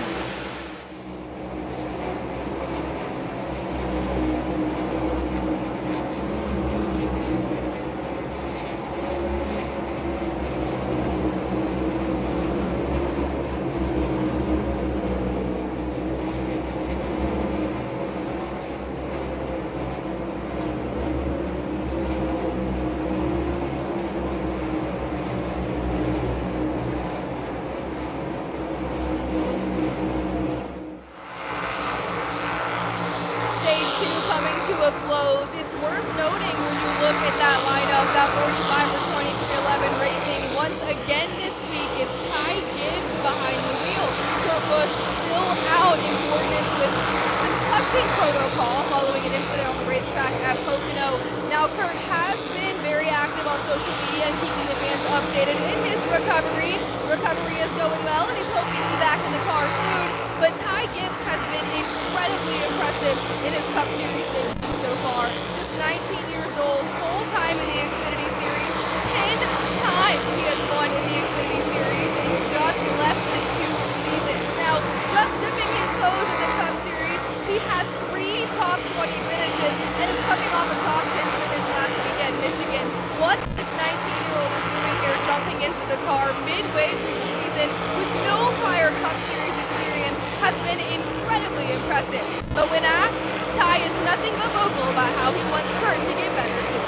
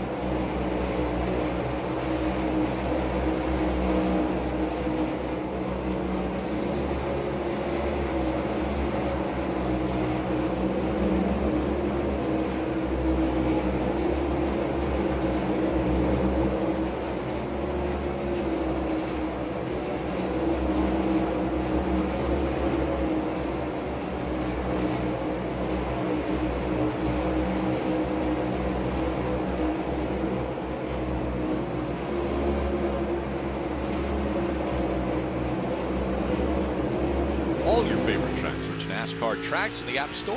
Get your download for free. Austin Dillon, we ride along with Austin a little further back in the field, 2 laps down, running 28. And the pace Logano has put down is keeping 19th on back, a lap down. So he has lapped everyone that is not inside the top 18. And now we have more pit stops take place, Steve. Let's start the cycle again, Rick. This is Chris Buescher. Better drive off that run. We'll see if they can keep that car balanced and stabilized. Give Chris what he needs to outduel this field. It will include Denny Hamlin, who has a brake shake problem. They're not going to fix that right here, but they're going to give him 4 Goodyear tires and Sunoco fuel and send him on his way, Parker. And Joe Logano will be hitting pit road here as well. The 3-second lead over Kyle Larson. He was just too loose on entry and exit towards the end of that run and was complaining about the dirty air of following other cars. Just couldn't get the car to work there. It'll be 4 tires for him, Dave. Not a bad run for Kyle Larson. He'll give up a top 3 spot right now to bring the pole-sitting 5 car to pit road. You see Joey Logano on the bottom of the screen there. He leaves now. Let's see the pit stop for Larson. Will it be smooth? He's got the best pit box, Marty. Boy, Martin Truex Jr. just saying it's so loose. I'm wrecking. Kind of got sideways into his pit stall there. James Stahl going to need to make a big adjustment here. Truex gets out clean, barely around Ty Gibbs there. Meanwhile, Ryan Blaney, his car was terrific to run as it went on. A little bit too free for Blaney. Pit Crew had a terrific stop on the last stop. Let's see if the 12 team can deliver once again. That wave of pit stops happening once again, Parker. Right, and one of those is Chase Elliott, who felt like he had more life in his right rear tire towards the end of that run than the others around him. As you see his 4 tires, and that's a good thing, Dave. Ross Chastain back on pit road. He'll get 4 and fuel. It turns better in the corner, he said, but now the rear tires are on the track. Air pressure adjustment for that. It's truly fascinating that in 2 laps the entire field pitted under green. I mean, it just shows you how much information these teams are looking at. They all have these predictive software programs. They have the you know, in the spring race, I think there was some argument on which way you should go, could go with these strategies, but it's clear here everybody sees the same information, because from up here in the booth it looks like a caution flag pit stop. I mean, pit road is slammed. Let's take another look. Ryan Blaney came to pit road right here. Got a little fuel spill right there. All right, hand up. So if we go back and watch that on the left side, he doesn't believe he was tight before the tire hit the ground. That's the question, right? So we have seen all year long a ton of loose wheels. You have to tighten the wheel in the air for it to get pulled up successfully and get the nut far enough on for the locking mechanism to keep the wheel from coming off. And you see Jonathan Hassler right here giving a hand signal to the tire changer. There was obvious concern from the tire changer, but at this point, I'm not, you know, what's the 12 options? You can either come back in or you can stay and take the risk. Right now, the 12 has a 43-point advantage over Martin Truex Jr. as they're running, Marty. So Jonathan Hassler just asked all of his tire changes, Steve, are you sure you got it tight? This is where your trust comes in with your pit crew guys. When you're sitting on the top of the box, Steve, like Jonathan Hassler, right? They think they got them all tight, but Blaney said he thought he might have a loose wheel. They're going to ride it out for now, but obviously that would dramatically change the picture today. Well, there's two issues, right? If you have a wheel come off, not only would it be a huge penalty for the team, but you also, I mean, you could get down on the diffuser, you could destroy your race car, you could back it in the wall if it comes at the wrong time. So let's take a look. We're going to go to our NBC Toyota virtual car here and talk about that locking mechanism that they hope is going to be used correctly to keep this tire on. So you put the gun on, you take it off, and the first issue is you hope that the nut doesn't come out of the socket. We have seen that happen before. That is how some wheels become loose because the jackman drops it, right? This is everything you need, right? You see the drive pins that the wheels have to be locked on correctly. That little red locking mechanism is kind of like a telescoping pole, Rick. When the nut goes over it, it pops up and makes sure the nut doesn't come off. So we're going to spin it forward and we're going to look at this wheel. We're going to position it. This all seemed to go pretty smooth for the 12 car, right? It got hung on there correctly. You didn't have to reposition it, which we're showing right here. It has to happen sometimes. It was really this next step. He's tightening this gun, pulls the trigger, stops. Now right there, that wheel is not tight. That nut is not over that locking mechanism. You tighten it a little bit further, now it's over the locking mechanism. It can't come off. The concern for the tire changer is no matter how long you're on that wheel nut, if the car is sitting on the ground, it will not tighten up. There's just not enough leverage between that gun and that socket to get that wheel nut over that lock with a car on the ground. So it was a big issue, and now we're seeing another big issue, right? Penalty for the 20 of Christopher Bell, crew member over the wall too soon. So another car that's, you know, unforced error is basically what you call it, right? It's a mistake that is unnecessarily made, and it's going to hurt the 20. The 45's on pit road as well. A little smoke coming out the right front. Oh, yeah, pit road under the hood on this one. Ty Gibbs. Another thing that's happened while Logano's Just shut off.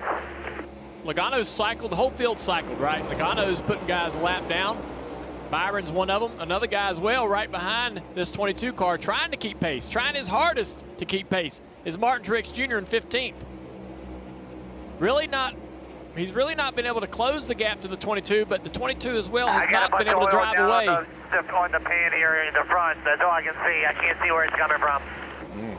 Yeah, that's the 45 radio. They see a bunch of oil. They're going to push it behind the wall. Ty Gibbs was having a terrific day. That spirited battle with Kyle Busch, but they're going to be over here for the 45 team. Martin Truex Jr., by the way, on the racetrack. You see it. Steve right now still down a lap. He needs to pass William Byron right there to be the first car one lap down, but man, the handling just gone away on that 19 car. Well, I think it's actually pretty good right now. He's able to stay with this 22 in lap time. He's passing Byron for position. So this, to me, is maybe the best the 19's looked all day. Yeah, Martin Truex Jr., the way he got a lap down, he was only 2 seconds ahead of the 22, and the 22 pitted, and then they had a slow pit stop. They were about a 2.5, 3 seconds slower on pit road. So that interchange right there you go. There's the difference. Joey Logano on the lead lap, leading the race.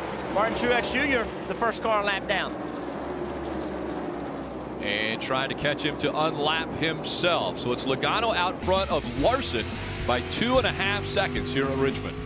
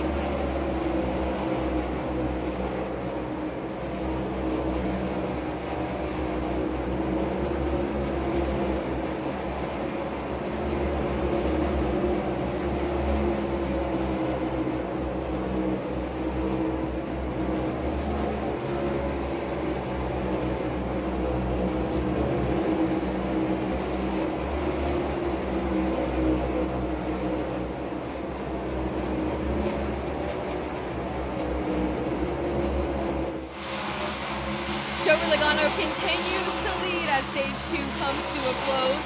It's worth noting we've seen some struggles from the JGR camp today, unexpectedly too. There is so much discussion about Joe Gibbs Racing when we come to a track like Richmond, given their resume here. 18 total wins for the team. So car lead the field right now. A bit surprising given that total Penske only has 9 wins here at Richmond. Just to throw out some more numbers for you, Petty Enterprises is the second most winning team here at Richmond with 15 wins. Hendrick Motorsports in third with 11.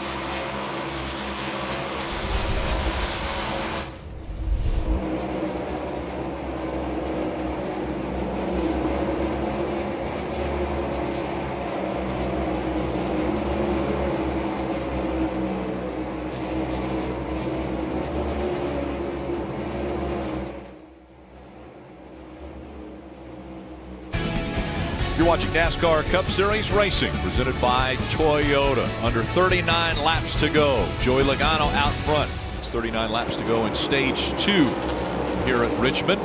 Right here in front of this 22 car, the 42 of Ty Dillon having a great run. Best run of the year for this guy. Running that high line all day long. Ross Chastain as well. The next 2 cars to get lapped. This is important for Truex because I think it's going to be tough for this 22 car to get around these guys because of the different lines they're running. That's going to present an opportunity for Martin to possibly get around this 22. This has got to be positive, obviously, with Truex not on the lead lap, but he's catching the leader and they're on the same pit cycle. So same amount of tires, but Martin Truex Jr. running down Joey Logano, trying to get his lap back. Yeah, they have to feel much better about the race car. Huge adjustments on the pit stop, and the adjustments paying off. As you pointed out, Dale, this is a real change for this 19 car. Much more competitive than we saw for the first 2 runs of this race. So I think Joey is going to catch the 1. He'll have probably no trouble maybe lapping Ross, but that 42 in the high line, Ty's got some good pace, and he will be hard to get around and clear on the bottom of the racetrack.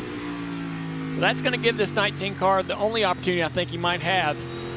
Right now, the last couple laps, not able to draw up close to the 22 Logano.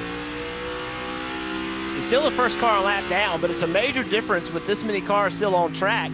Even if he were to get, with caution came out and Truex gets the being the first car a lap down, he has to start at the back end of the field. That's a major difference versus being able to pass him and getting himself back in the lead lap, Marty. Well, Jeff, you know what that's like behind the wheel, trying to get by the leader and get back on the lead lap. But Steve, I want to talk about what James Small did on that last stop. And here comes Martin Truex Jr. into the stall. That's why he had to kind of dart around there. Look at this wedge adjustment they make, and look at the air pressure, the big air pressure adjustment for this race team.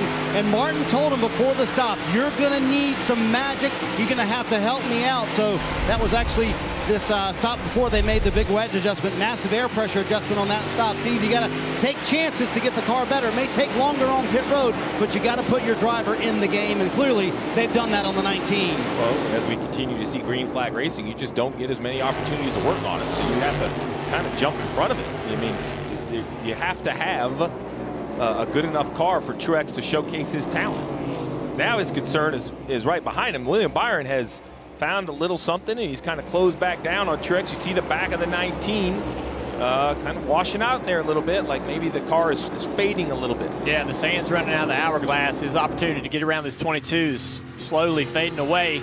And while the 22 sort of stalled out here in front of the 19.5 of Larson, running some of the quicker laps on the top 2 cars. I'm sorry. And then also there's William Byron. Now he's starting to run Truex down to pass him, to make himself the first car lap down. So he's got a ton of pressure on him right now, Truex does. Dave. And Jeff, remember how William Byron got where the position that he's in. The last run was so bad, lost all that time, all that track position. That's why he didn't remain on the lead lap. This run, better. They've been trying to tell him to stay in rhythm, just hang with it. And Byron's trying to do that. And as you mentioned, coming back on the 19 of Truex. I do believe this is one of the toughest races mentally for a driver because it's super slippery. You feel like you're going really slow because you think you should be able to go way harder. And there's this chaos of green flag pit stops and who am I racing? And it's just, there's a lot going on for a driver to 3/4 mile. Normally at a short track, you settle in, you get in a rhythm, you're just trying to run great laps. And we heard Denny Hamlin in the pre-race. I loved his answer when they asked him about strategy. He was very clear. My job is to efficiently run the best lap time every lap that this car can run. The rest of it, that's up to the crew chief. I let him tell me when I'm coming, when I'm not coming, let me know what he needs me to do. But unless there's any special instructions, it's as efficient every lap as possible.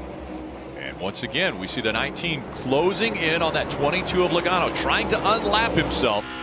He seems to be stuck at that 2-car length distance behind Joey Logano. Yeah, he sort of gets close and then starts to try to offset his car up the racetrack, but just slightly. He needs to maybe look far ahead there. See that 42 car in front of you way up the racetrack making really good time? That is where I would probably try to send that 19 car next time I can get close enough to this 22. Well, also, every time you see Truex when he tries to run the very bottom, it just doesn't seem to work as well. Seeing a discussion right here about what happened with the car. Yeah, Ty Gibbs, he's out of the car now. So ending his day driving the 45, again substituting for Kurt Busch out of the 45. Once again, 4 races in a row now. You talked a lot about what's going on with Logano and Truex and all that. There's a couple cars up in front of them that are just trying to salvage their days by saving enough to lap. And they are loving this racing back here, holding the leader up. This is like 26 to go, a little breathing room. Hold that Logano up for a little bit. We need some help.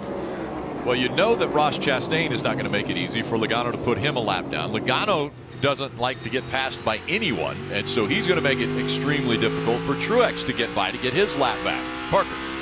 Right, Rick, and the team has been on the radio telling Joey that that 19 car behind him is not for position, that he has 1 lap fresher tires, just to say he's not that much better than you, hopefully, at this point as he keeps getting close and to take his mind off that 19 behind him right now, Marty. Boy, imagine the frustration for Martin Truex Jr., the lead lap right in front of him, if he can get around Joey Logano, but William Byron breathing down his neck to make him not the free pass car. And Jeff, to add to all of that, he has brake shake in the car. He just said a moment ago on the radio, the brake shake is absolutely killing me. So not handling the way he wants. Also the brake shake issue. So walk us through brake shake. What is that inside the car? Yeah, so essentially what happens is the rotors get a little warped or there's some buildup on the pads. And as you put the brake pressure with your foot starts bouncing up and down on the pedal. Well, that's uncomfortable. But the problem is it makes the car drive bad. It hurts your braking ability to drive the car in the corner the way you want to. The car doesn't slow down like you want to. It does nothing as well as it should if it's not hopping like that. So that's what Truex is dealing with.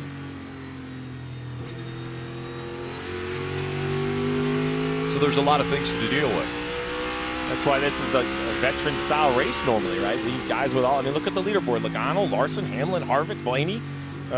Oh boy, that was a great shot. Yeah, literally. Yeah, just a little, hey, I'm gonna let this thing roll as far as I can let it roll. And now the pressure coming from the 99 of Suarez on Truex Jr. Logano still out front.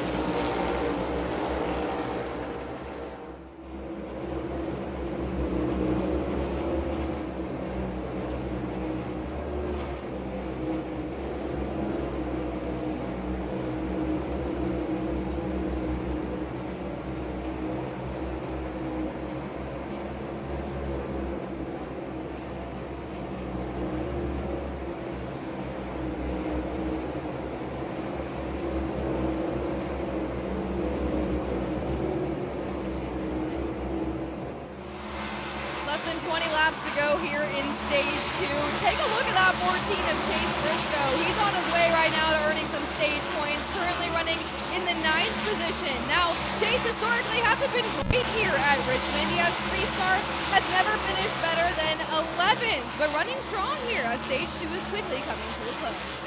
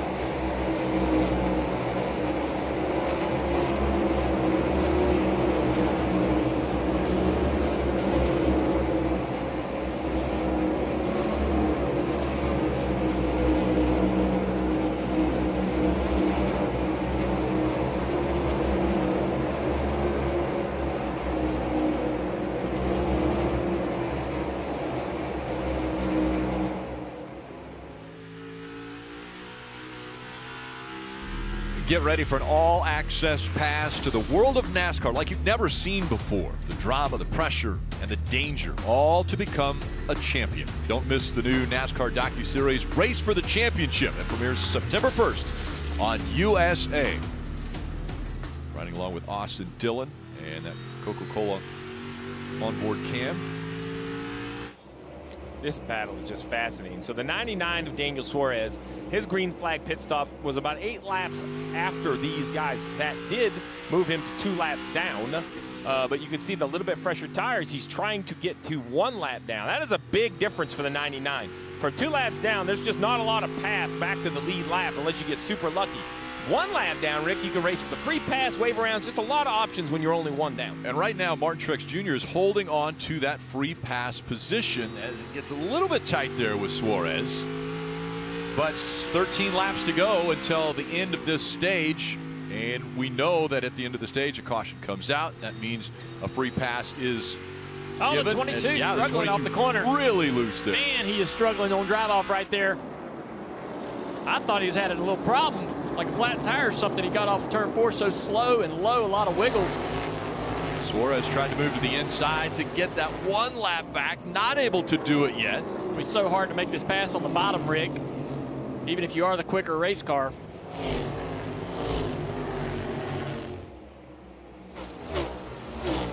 So Logano trying to hold off Suarez from giving him that lap back. Marty, what about Ryan Blaney? Well, Rick, after they were sure they got all the tires tied after that last stop, Blaney made an interesting comment on the radio. He said, I think it took off too good. Listen to the radio just a moment ago after that. I was just getting worse and worse. I don't know why it falls off so quick compared to earlier. I can't turn as good, and I am just 0 drive off. It's just everything worse for some reason.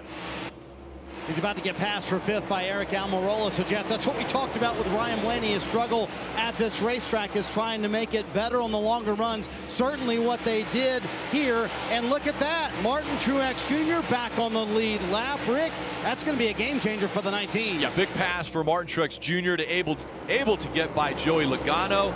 And again, points so important between the 12 and the 19. They're separated by 38 points right now as they're running, but a huge move by the 19 of Martin Truex Jr. to unlap himself and get back by Logano. Yeah, he's back on the lead lap now. That puts Bubba Wallace in the free pass back in 15th position.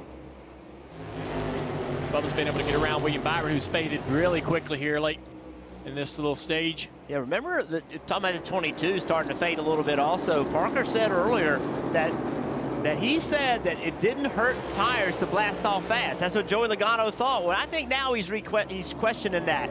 Maybe the next time you launch on a green flag run, you don't take off quite as fast. Maybe bring it back just a couple of laps, Parker, without trying to lay down such a good lap time.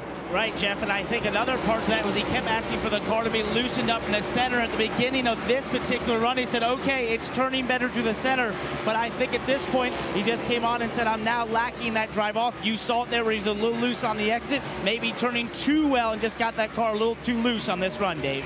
Kyle Larson in second is being coached. There is no speed in going hard. On these old tires, no speed in pushing it. You're just hitting your marks better than him. That's why you're catching the 22. Getting in the chip on the straightaway there a little bit.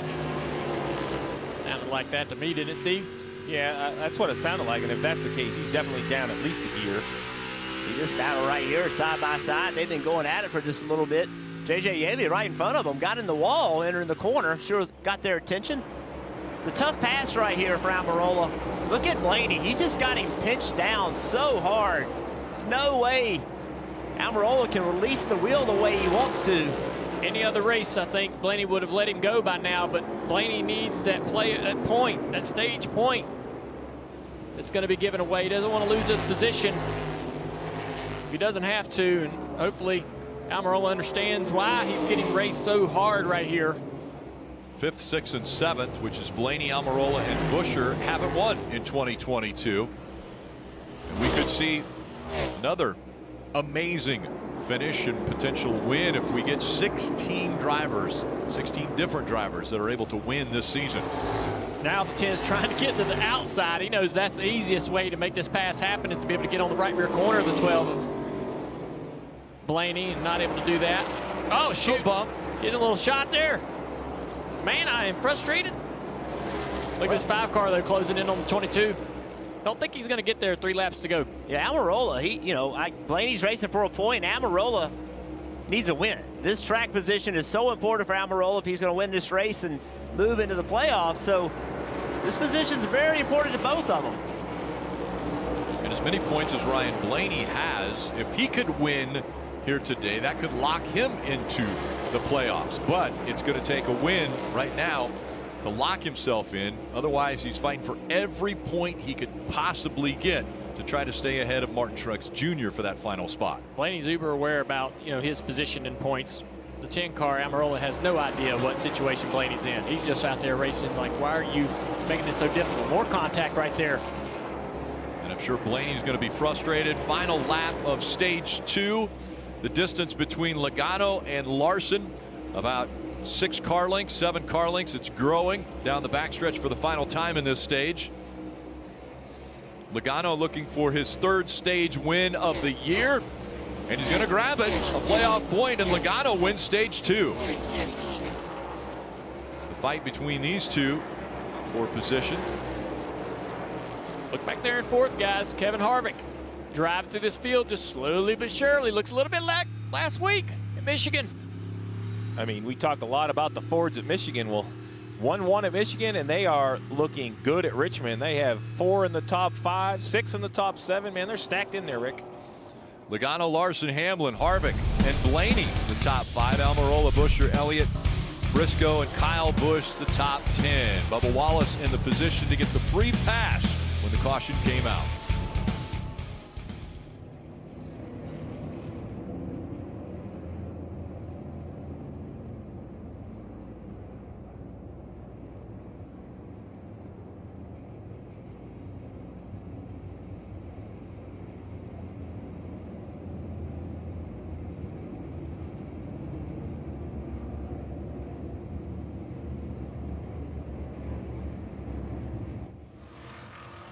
Stage 2 is complete, and the 9 team of Chase Elliott finished 8th in that stage. That team on the hunt for a regular season championship. Now, Chase has never won here at Richmond, but their eyes are set on those 15 extra playoff points. Good reminder right now that 4 wins on the season, they are locked in, but Chase could leave this race 121 points ahead of 2nd place. He would officially lock in that championship. He entered the race 119 points ahead, so he is so close, but a consistent run today could get him those 15 bonus points heading into the first round of the playoffs.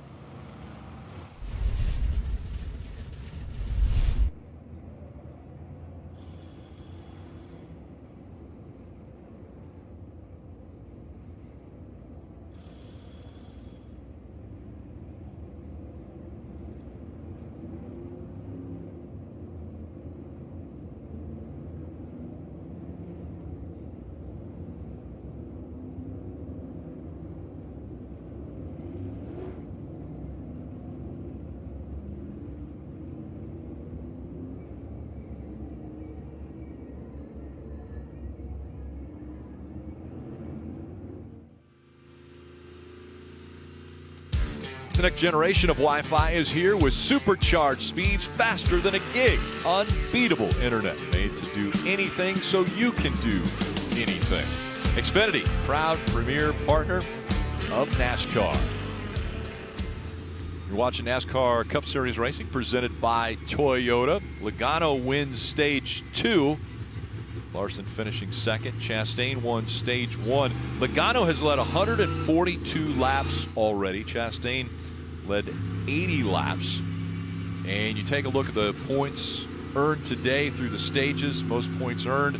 Hamlin and Larson both grabbing 17 points. More importantly, Blaney 11 points as he's fighting for that final spot in the playoffs.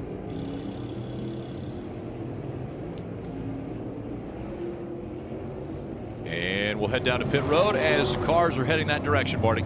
And because of the lack of points Martin Truex Jr. has gotten today, those 11 points plus what Truex didn't get, Ryan Blaney has doubled his points total over Truex so far in this race. He said, I don't know where the handling and stability of the race car is gone. The speed's gone as well. I just need help with overall grip, Parker. And Marty, for the 22, Joey Logano on the right side of the screen after leading 143 laps so far in this race, said at the end of that run, that was the hardest there, trying to get the throttle down. They give a small adjustment, Dave. Whenever a driver uses the word plowing, that was Denny Hamlin's comment at the front of the run. The crew chief wants to do something. Kyle Larson, not so much. He knows he gained a lot saving tires. Crew chief told him we're not going to do a lot here. They both got 4 tires. See the race off pit road. Couple gaining, couple losing. Larson on the gain side.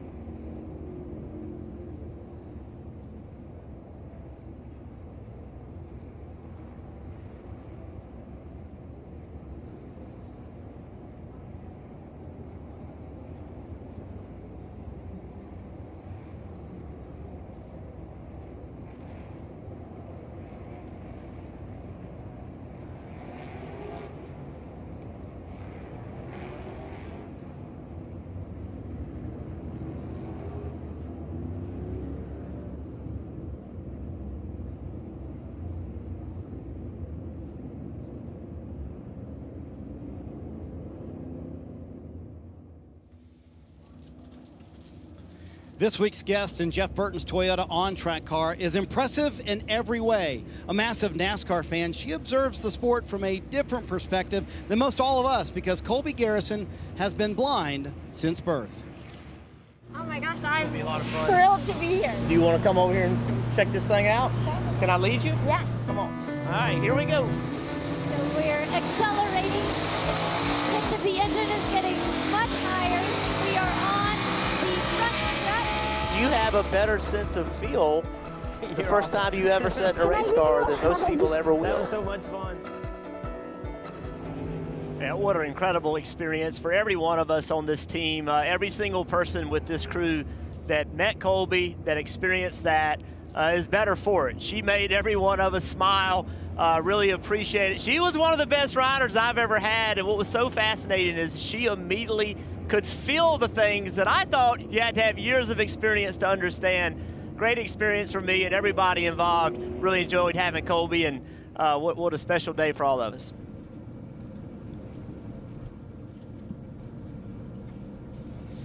Riding along with the pace cam, you're right, Jeff. It was very touching, obviously, and you'll be able to see more of that vivid, the perspective of a blind NASCAR fan, Colby Garrison.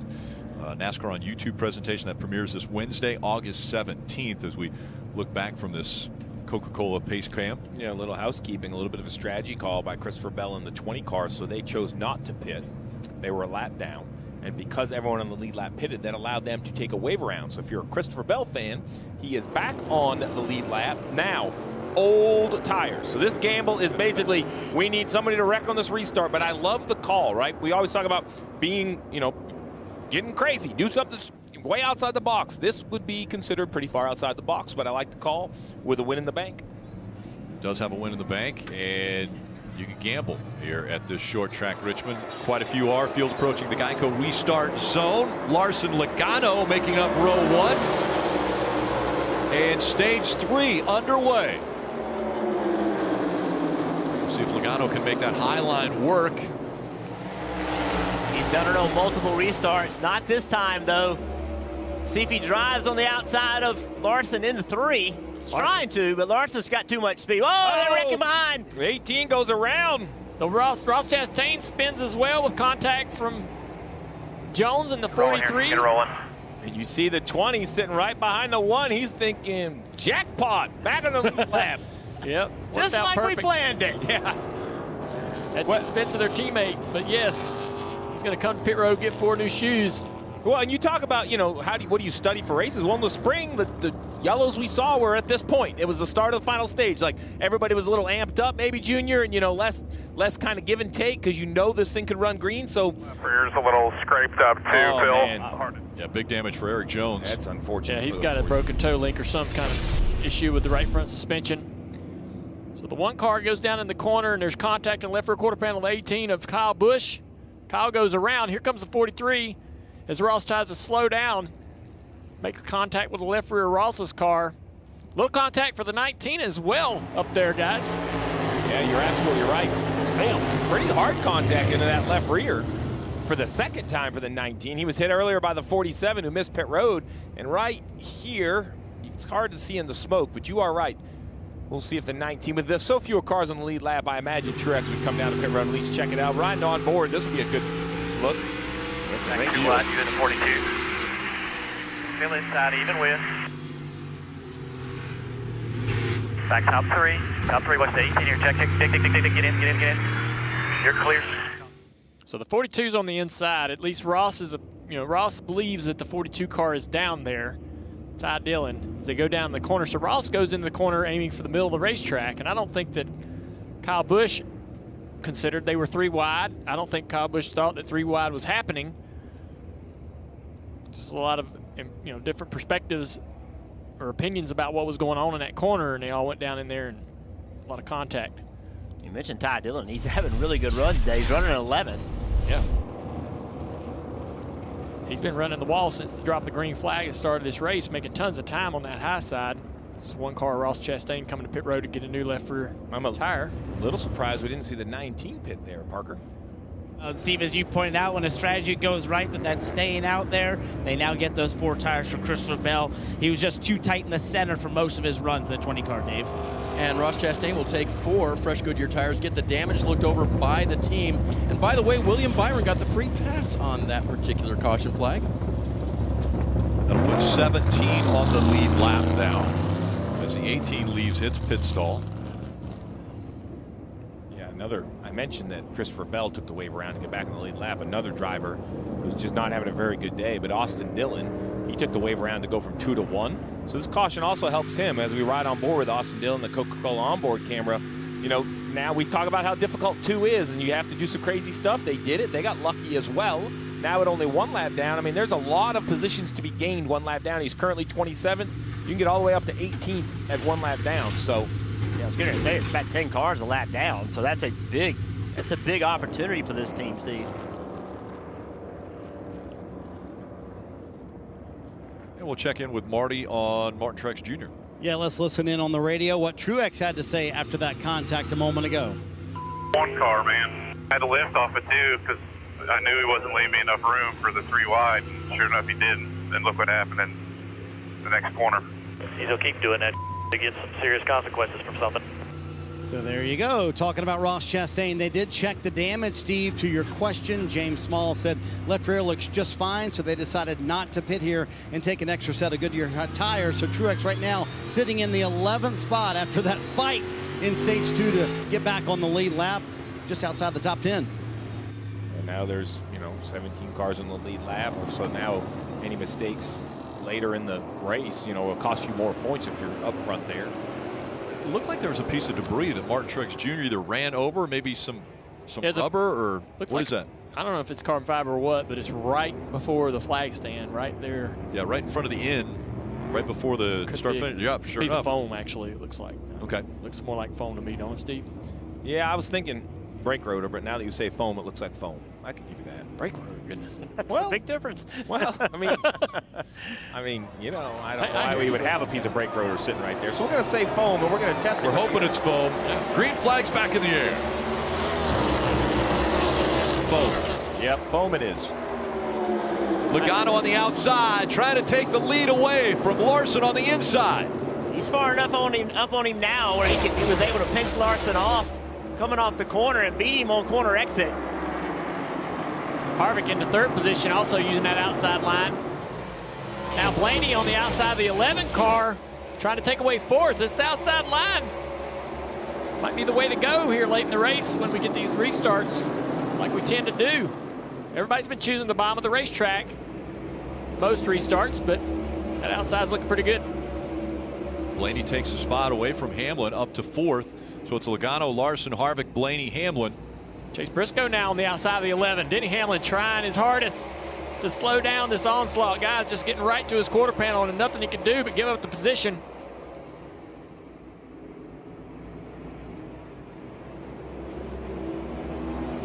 Briscoe around. The 11 of Denny Hamlin. And so Briscoe up a spot now. Eric Almirola looks to the inside of the 11. Denny Hamlin seems to be falling back, the 4-time winner here. He ran the middle of the 3 and 4 to really try to put a stop to all those cars jumping to his outside. Just give him a little bit of room here to work. He's struggling with the middle of the corner there, just not able to get through the center and get back in the throttle. Martin Truex Jr. With the 1. Ross Chastain right there on his right rear quarter panel. Dave. And Richmond Jr. was eyeballing that replay a minute ago. He said, I think Ross was just going for the middle, trying to give the 42 some room. Well, listen to Ross's radio. I was trying to get out of the middle, give the 42 room. Sorry to the 18, whoever else. There you go. The bigger question here may be, what's the temperature of the driver of the 18? Whoa, Christopher Bell is around. Looked like Christopher got a little bit of the apron there on the exit of turn 4. And that brings the caution out for the 5th time today, and that means another restart. And those new tires he just put on. Now what does he do, Steve? Well, that's really the problem. You know, does he think he's hurt him or not? We'll have to see when we come back. Another restart. Yeah, right there, the apron.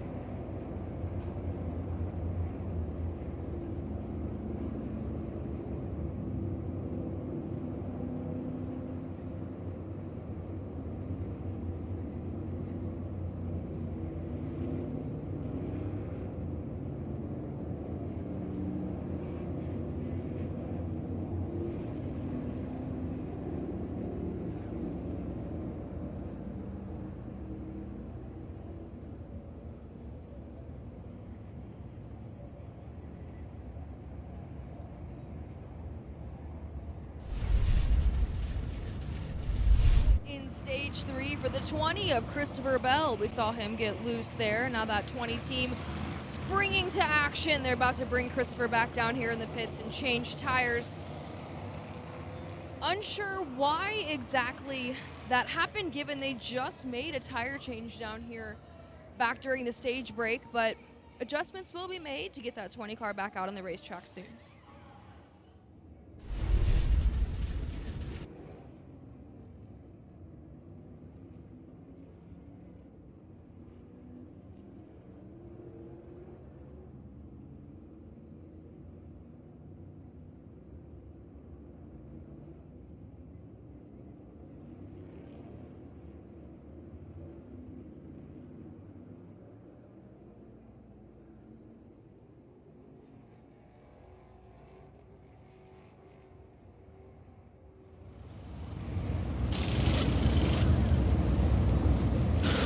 fork in the pit strategy road here. Jonathan Hassler calls Ryan Blaney to pit road. Also Martin Truex Jr. coming down pit road. Blaney gave up the 4th position. Several cars stayed on the racetrack. So interesting move here, Dave. Denny Hamlin also on pit road.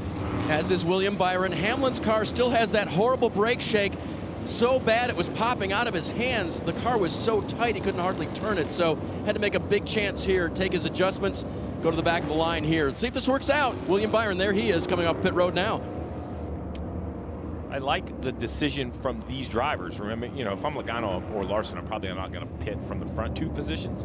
But with quickly gaining more cars in the lead lap, up to 18 now, I like the idea of pitting here, getting a little bit fresher tires, because now, depending on the restart or more yellows, you just kind of have a few more opportunities to choose in front of you. You could maybe do it on 1 stop, maybe you could do it on 2 stops. So those fresher tires just kind of open the playbook a little bit.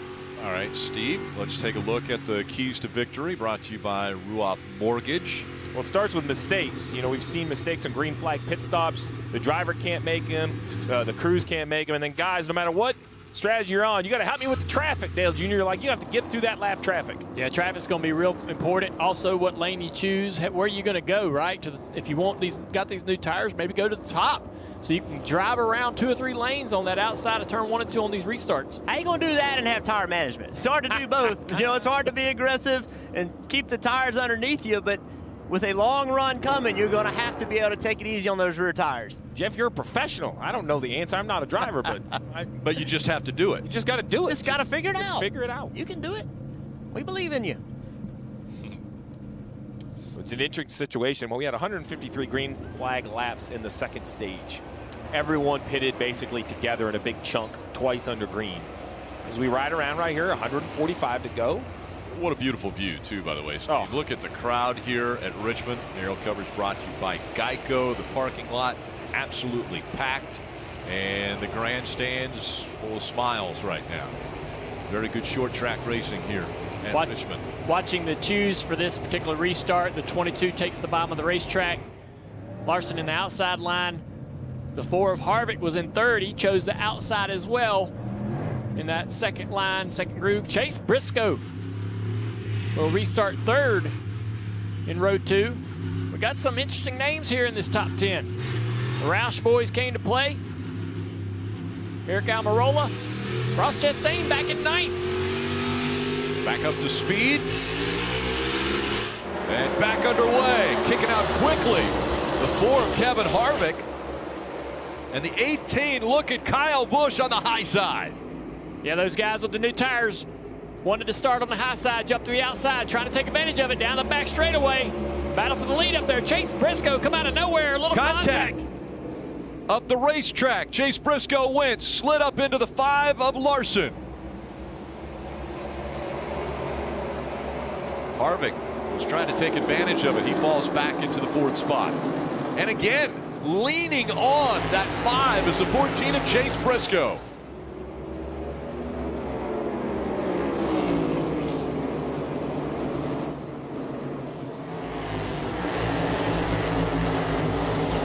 Still fighting for that 2nd spot, 3 wide, a little further back. Blaney and Truex Jr. involved in it as Keselowski falling back a few spots. Yeah, the 19 of Truex in the back of that 6 car of Keselowski. A little bit down into turn 1.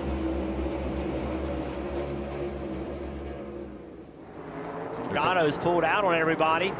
Good lead right here. Choosing the bottom worked well for him. Harvick's moving back toward the front again now in the 4.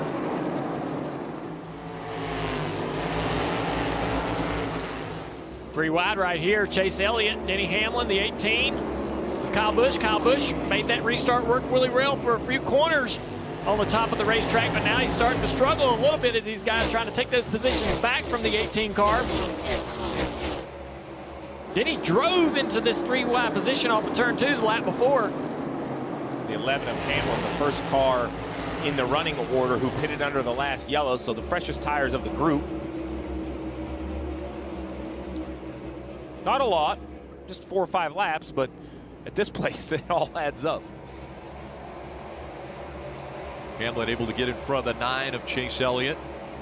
Now we'll try to get by Eric Almirola as they stay side by side behind him. Ryan Blaney trying to get by Bubba Wallace, but Wallace making the move to the inside. Oh, a little contact there. Blaney just moved Kyle Busch out of the way, getting in the corner. And Kyle's getting pushed around today. You have to imagine at some point he's going to start pushing back. Here we go. They enter turn 3. Bubba Wallace on the bottom. Ryan Blaney drives in the corner. Gets right there. Hits him hard.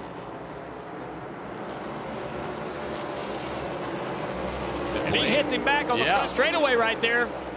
Blaney not quite clear. Just got in front of the 18, and the 18 showed his displeasure. Got back into the bumper, but not enough. Not as quick right now as Blaney is. Chippy short track at the end of the regular season. I kind of like, you know, a lot of 23 weeks of frustration. And Bubba Wallace right there, guys. Coming off a second place finish last week, a real shot to win. We're starting to see this 23 car in the top 10 about every week. Keeps knocking on the door trying to get that win on somewhere other than Daytona, Talladega. Team continuing to improve. See Harvick getting by his teammate. Briscoe.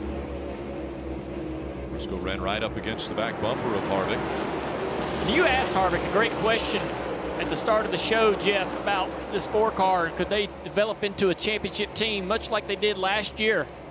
Harvick said he hoped so. I didn't know if they could do it, man, but this is 2 weeks in a row that they've had top 5, top 3 speed. Just getting better and better as the race goes on. We don't see many teams really improve their car throughout the race, but Rodney Childers and these guys have figured something out here lately. Maybe it's the grinding off of the driver's side shoe and then putting a little grease on it. Maybe that's what it was. A little more grease on the bottom of the shoe. 400 laps, you got to re-grease the shoe like that? Might have to. Well, I'm going to tell you who greased his shoes is Chris Buescher. That 17 car, you said, you know, the Roush Fenway Keselowski guys came to play. Chris Buescher, 4th place. Guy has been really good this year. Keselowski publicly is talking about how good he is, how good of a job he is, and once again this weekend showing it. Yeah, Brad said we just need to make sure to get great cars for Chris Buescher from this organization, and that's what they've been working on, and week in and week out Chris Buescher continues to get better. Harvick back here behind this 5-car, battling for second now. Just slowly rolling around the bottom of this racetrack, but make a good time doing it. Now to the top, the 5 goes to the bottom, he goes where he's not. Get a little clean air under this car, back to that car, back to the rear of the car for downforce. Heard a shift right there. Oh yeah. Harvick to the bottom, and Larson drifting up the racetrack, almost up to the wall. Heard the shift once again by Harvick. Yeah, each end of the racetrack. So we asked, or you asked Rick if they'd be shifting. I expected to see a lot of, you know, 5th gear to try to save the rear tires, but now, you know, last run of the race, it's time to go. These guys are shifting, using every tool possible. Whatever Joe Logano didn't have the run before, he's got it back now as he drove away from all these guys. More short run speed built into that 22 Junior. Yeah, I mean, they've been great. Penske as a whole, I think, has been really good at short run speed at Richmond for years, and maybe we'll see if he's got the long run speed as well figured out, as he tailed off there a little bit at the end of the last stage. But great battle here for second on back through the field right here. We're watching it. Just a 1/10 of a second separating the 5 and the 4. Larson holding on to second. Harvick in third. Buescher, Briscoe rounding out the top 5, but Logano leading here in the 3rd stage.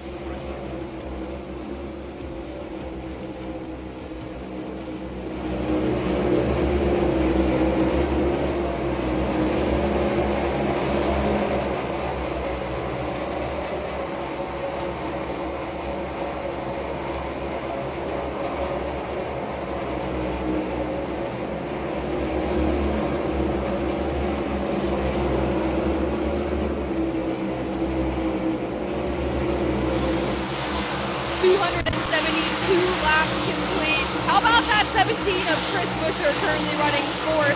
There's been a lot of change with Roush Fenway Keselowski racing in the last season. Most noticeably, that addition of Keselowski. NASCAR champion Brad Keselowski joining the team as both part owner and driver, now piloting that number 6. But when asked about his addition to the team and his learning of how things run over there at RFK, Brad has been very vocal and very impressed with that 17 of Chris Buescher. He said Chris has been great with this team for many years, and he really is our baseline to measure success as Brad's new addition to this team. He's hoping to expand the team, find more success with a 2-car operation, but noting that that 17 car is the one that he's paying attention to when it comes to trends and hoping to find some success. Chris Buescher again running in the top 5 right now at stage 3 Rockstown.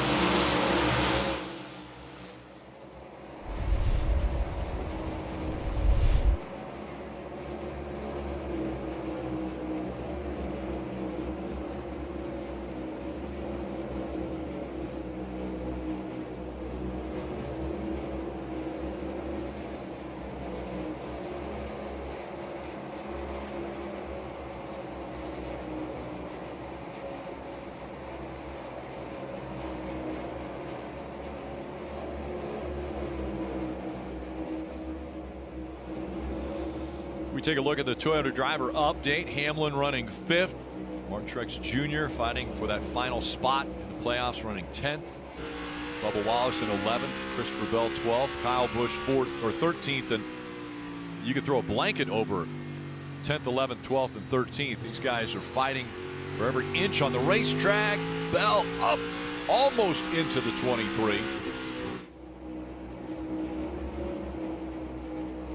And take a look at this. A little contact made right there by Denny Hamlin into the back of the 5 of Larson. Yeah, Larson comes down the racetrack just a little bit as Denny's trying to fill that hole. Larson lost a few positions and he continues to struggle right now.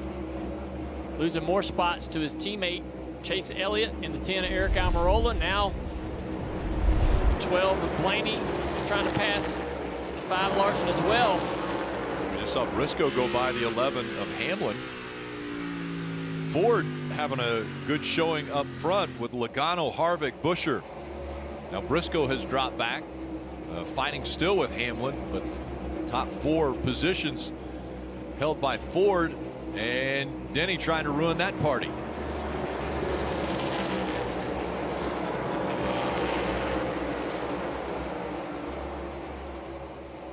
Man, these cars are using every inch of this racetrack.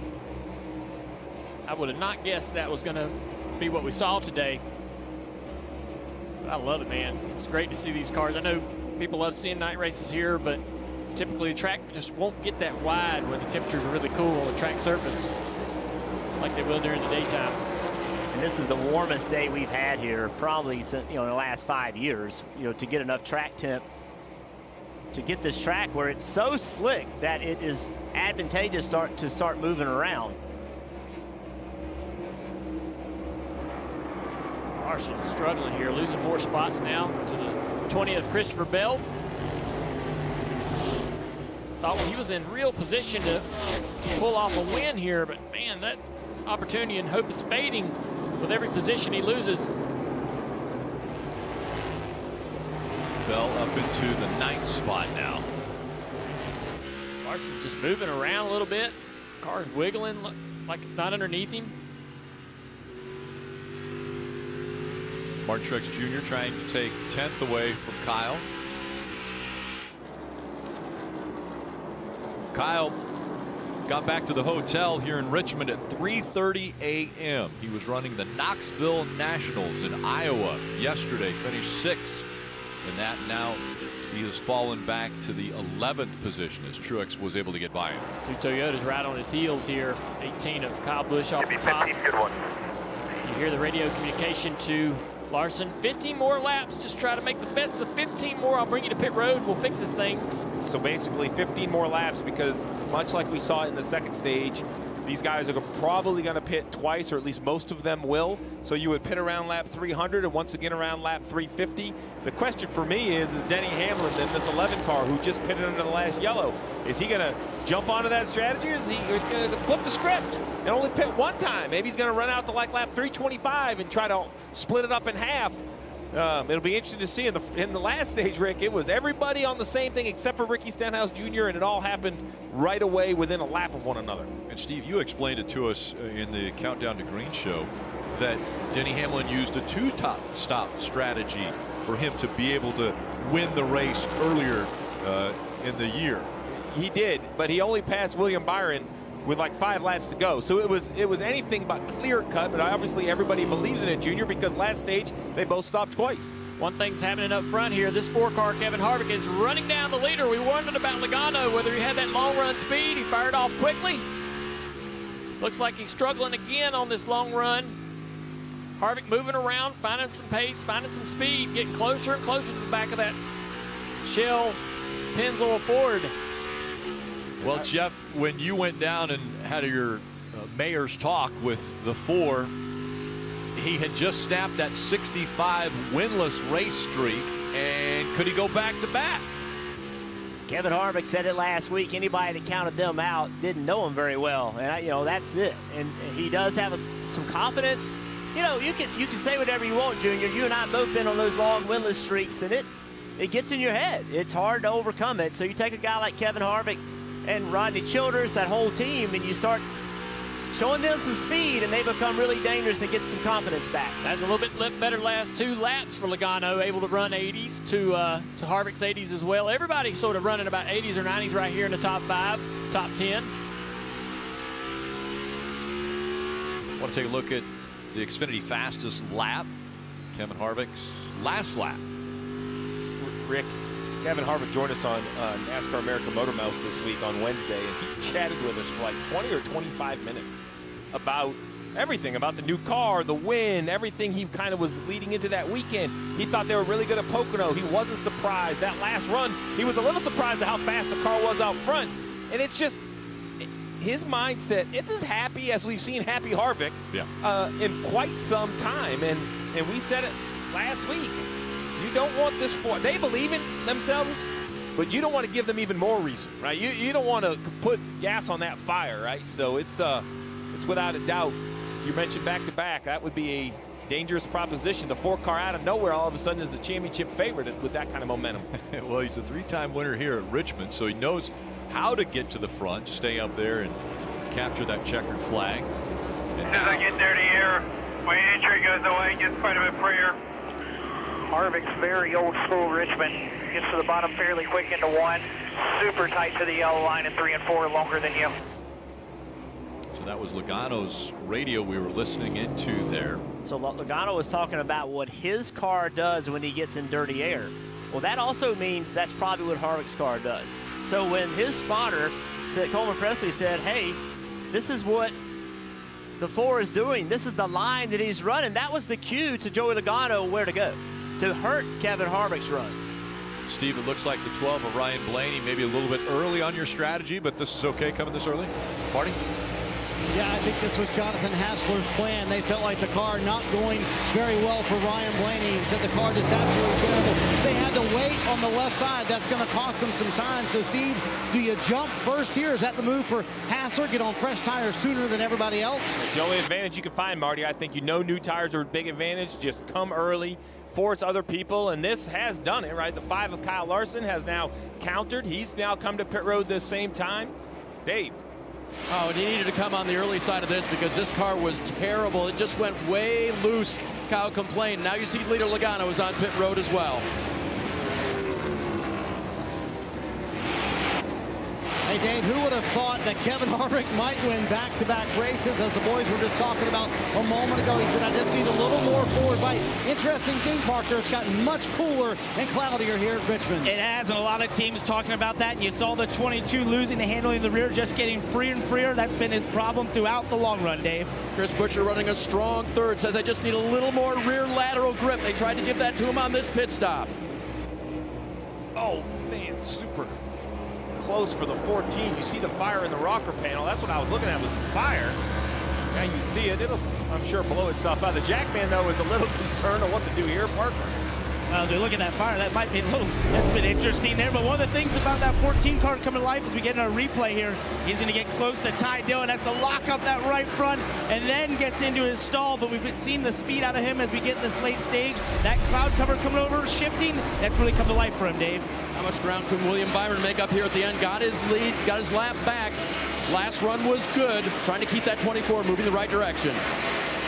And the one is on pit road of Ross Chastain. The day that began so well. Qualified second, almost had his first career pole. The car has not been as it was earlier in the race. They'll try to make one last change here. It has some damage back there. It hasn't damaged the left rear tire, but it may have affected the handling of this race car. You see the wedge wrench going in the window.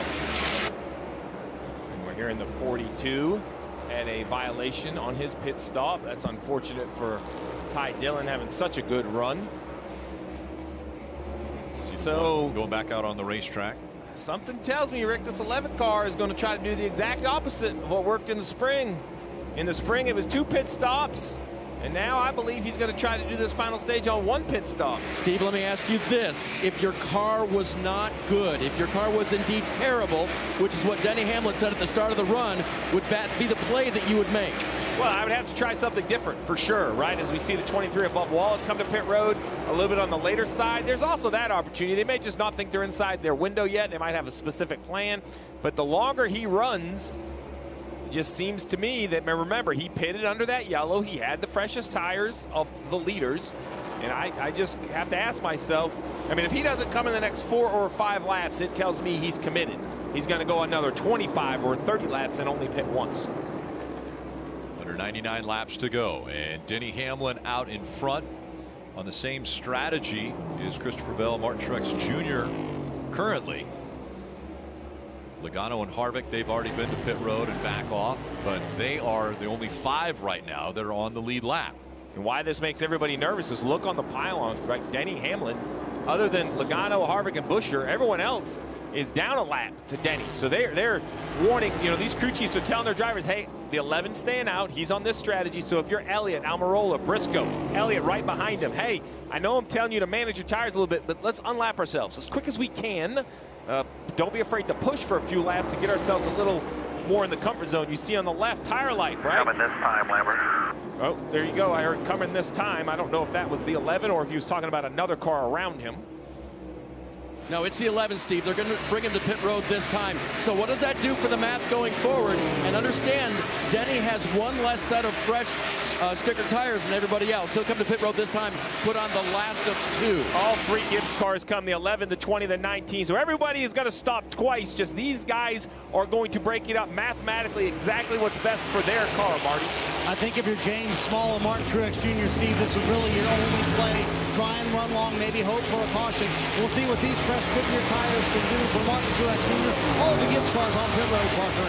And one of those is Christopher Bell, who we saw spin out earlier, then came on the radio and said it's tight in the center and snapping loose on exit, Dave. And away goes Denny Hamlin now. He's got that last set of sticker tires on the 11 for the day. Hamlin back out onto the racetrack, and we know that everyone will come one more time before the checkered flag flies. Logano out in front once again.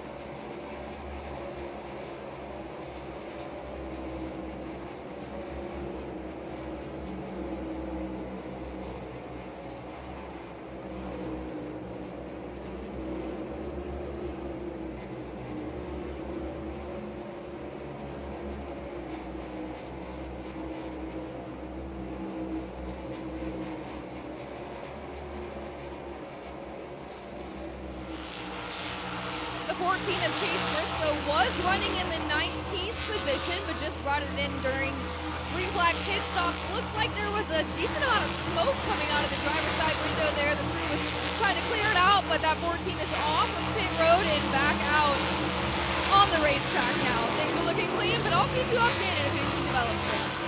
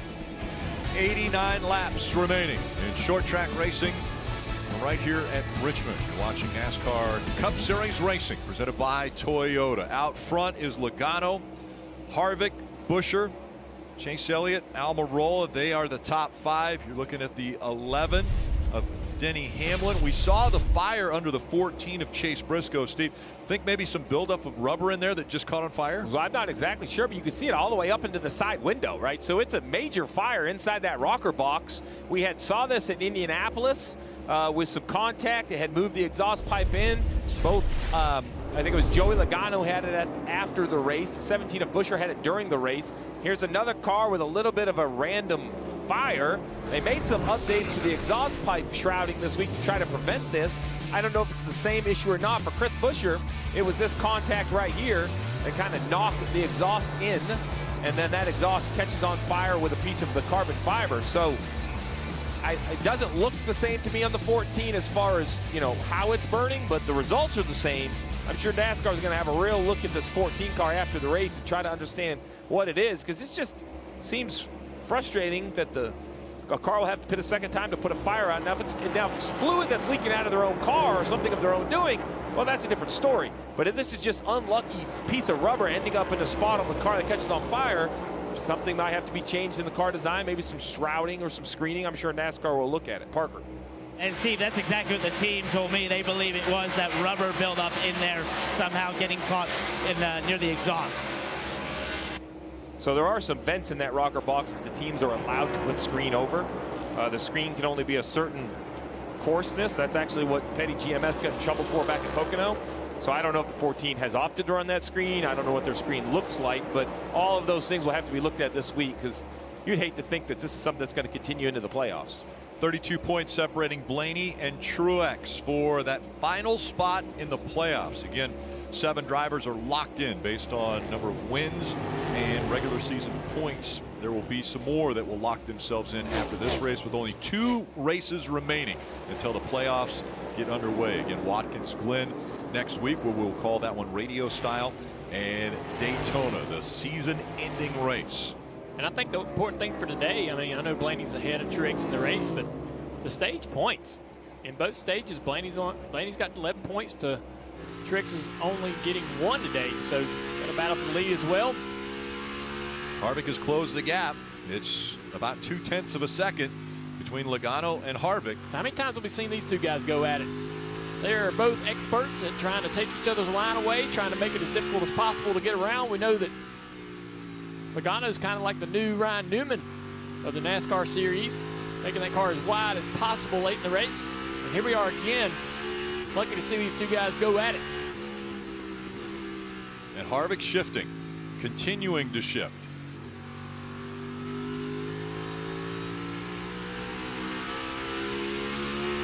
So Harvick's just simply looking, trying to understand where it is that he has an advantage, and it's right there. It's entering 3 in the middle of 3. If he can find a way to carry that speed, enter to it, get close to him, maintain in 1 and 2. He can roll off a 2 right here and be close to him. You see Logano starting to drive away. Now he's not close enough to him. Even though he's better right here, he's gonna have to get closer.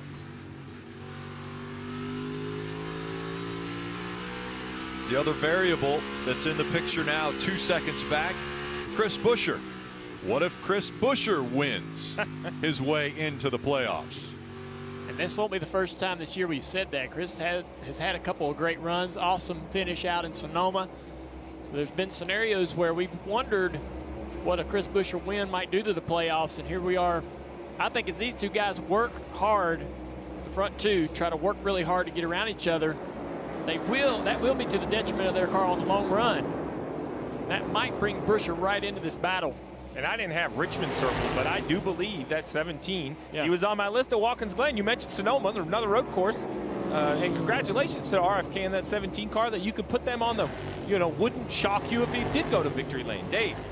Steve Scott Graves, the crew chief, told me this morning we came here just wrong for practice yesterday. We were awful, and we took the 20 minutes we had and we made the most of it, made major changes, did a little better in qualifying, and then adjusted what we could for the race. What a turnaround for this group, running third just behind this lead battle, Marty. Boy, what a month of August for Kevin Harvick. The win at Michigan, sitting here in second with 77 to go here at Richmond. So, Steve, the 4-team pitted with 104 to go in this race, 105 to go, actually. They do have an extra set of tires because they didn't pit earlier on like those Gibbs cars. So I'm wondering, though, for the Gibbs cars, they're going to be able to run a little bit longer like Denny Hamlin right there, take on their last set of tires. Will that fresher rubber maybe help those Gibbs cars? The strategy kind of coming together with 76 to go. Yeah, well, that's what the 11 of Denny Hamlin is trying to use a little bit fresher tires. Marty mentioned he came 9 laps after the other cars, 9 laps after Chase Elliott. So Hamlin has closed that gap down now to about 5 seconds. The problem is traffic. I mean, he has fresher tires, but where's he got to go, right? The 9's in front of him. They're lapping the 38. So I understand the math is telling them when to pit, but it's hard for him to use those fresher tires to an advantage. As we see on the top, though, the 4 is hounding the 22. And the 2-second gap to Buescher is now 1.2. He's ran some pretty good laps here the last couple of times by. And that 17 car continues to close. You see Harvick just keeps trying to make that outside work. Enters low here and then washes up the racetrack. Keep waiting for him to enter 3 a little bit higher. See what that'll get him.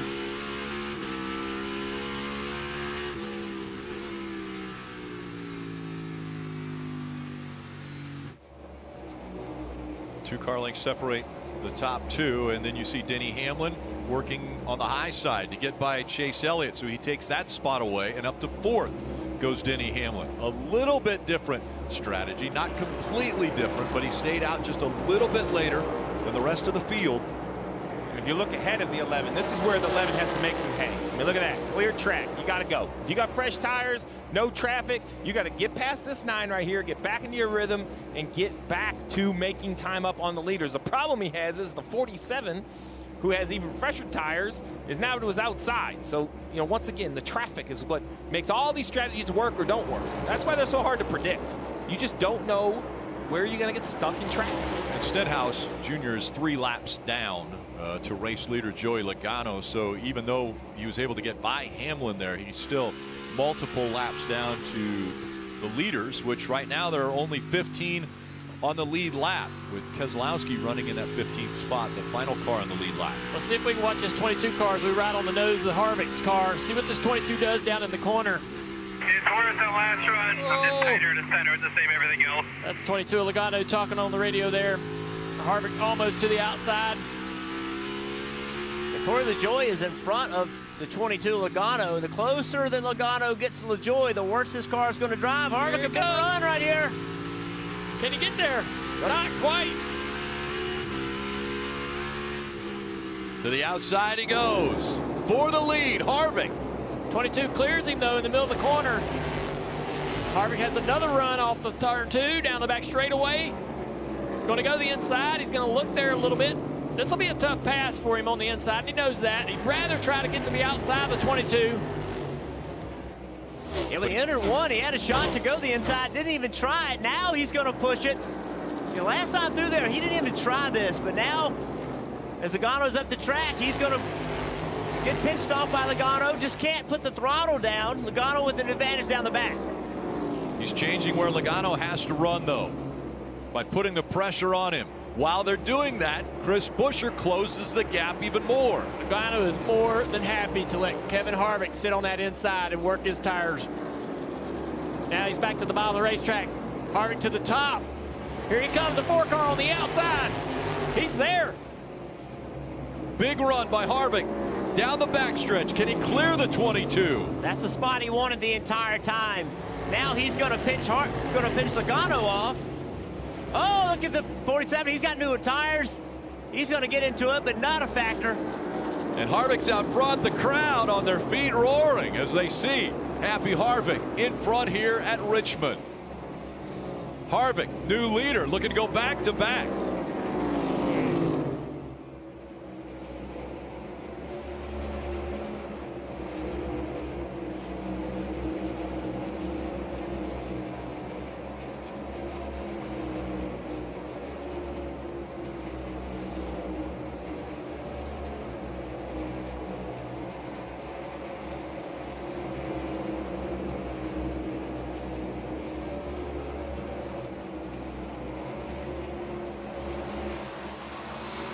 Just under 65 laps to go here from Richmond, and we have a new winner, a new leader in the field. The 4 of Kevin Harvick taking over that front spot from the 22 of Joey Logano. We'll take a look at that top 10, just inside the 18 of Kyle Busch, able to rally back from a lot of adversity today.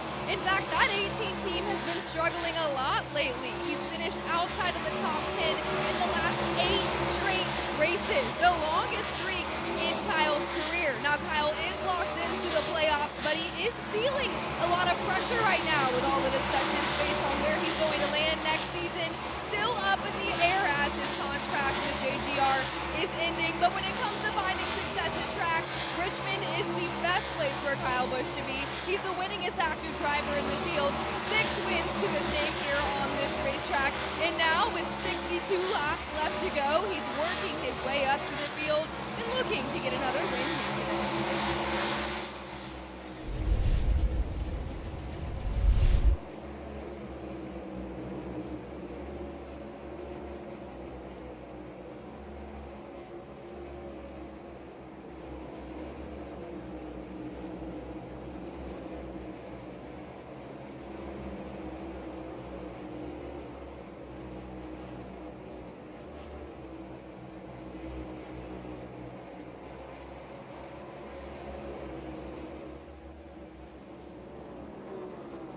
61 laps to go in the race, and Harvick has worked his way up front. We saw the 17 of Buescher. Now he's coming a little bit early to pit road, maybe changing the strategy here, Dave.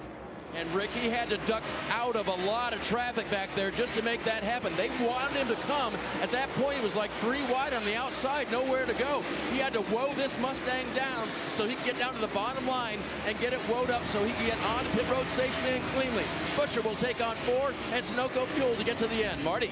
Boy, I like this move by Rodney Childers, coming a little bit early here for Kevin Harvick. Once he got to the lead, he had checked out as well. The car has been so good on long runs. And remember, Parker, they still have another set of fresh Goodyear tires should there be a caution later. Correct, Marty. An immediate reaction by Paul Wolf and this 22 car there. As you saw, Joey Logano struggling towards the end of this run. LTL, meaning loose on entry, tight in the center, and loose off the corner. You saw it live that he lost the lead there to Kevin Harvick, just struggling at handling. Also on pit road, the 9 of Chase Elliott, who sort of stalled out around the 8th position, struggling with getting a feel in the front of that car right now.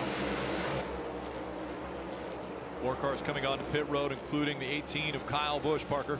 Right, he's on pit road here as we see these green flag stops. It's been an up and down day since that spin we saw for Kyle Busch. He just has not been able to get the handle, especially late in the run on this 18 car. At times it's been too loose and hard to get the throttle down. Other times it just doesn't have the front turning ability that he wants here as he's been running the top 10. More cars making their way to pit road. While they're doing that, that puts Denny Hamlin out in front. Dave. That'll be Ross Chastain, the next one to make the move here. Can this Chevrolet make something out of a day that has gone the wrong direction?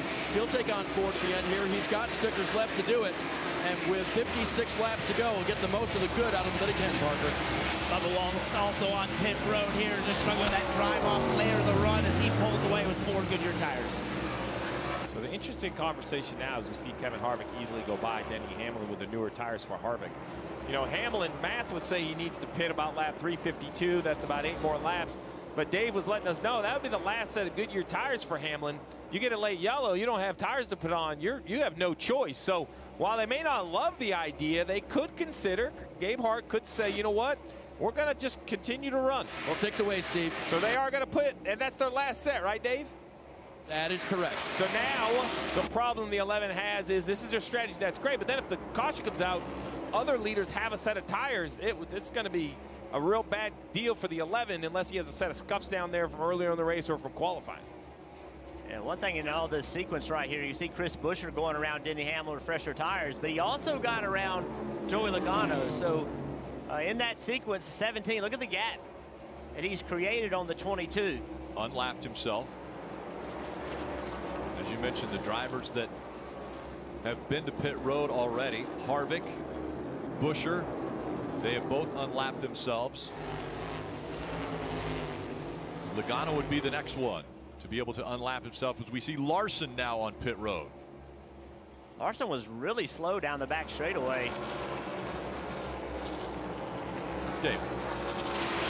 Gives up 5th position to come down pit road now. This car went so loose. He was having such a hard time controlling it. So they'll try to make an adjustment here to make it better for Kyle to get to the end. Again, on the pole to start the day. Hasn't gone the way that they planned it.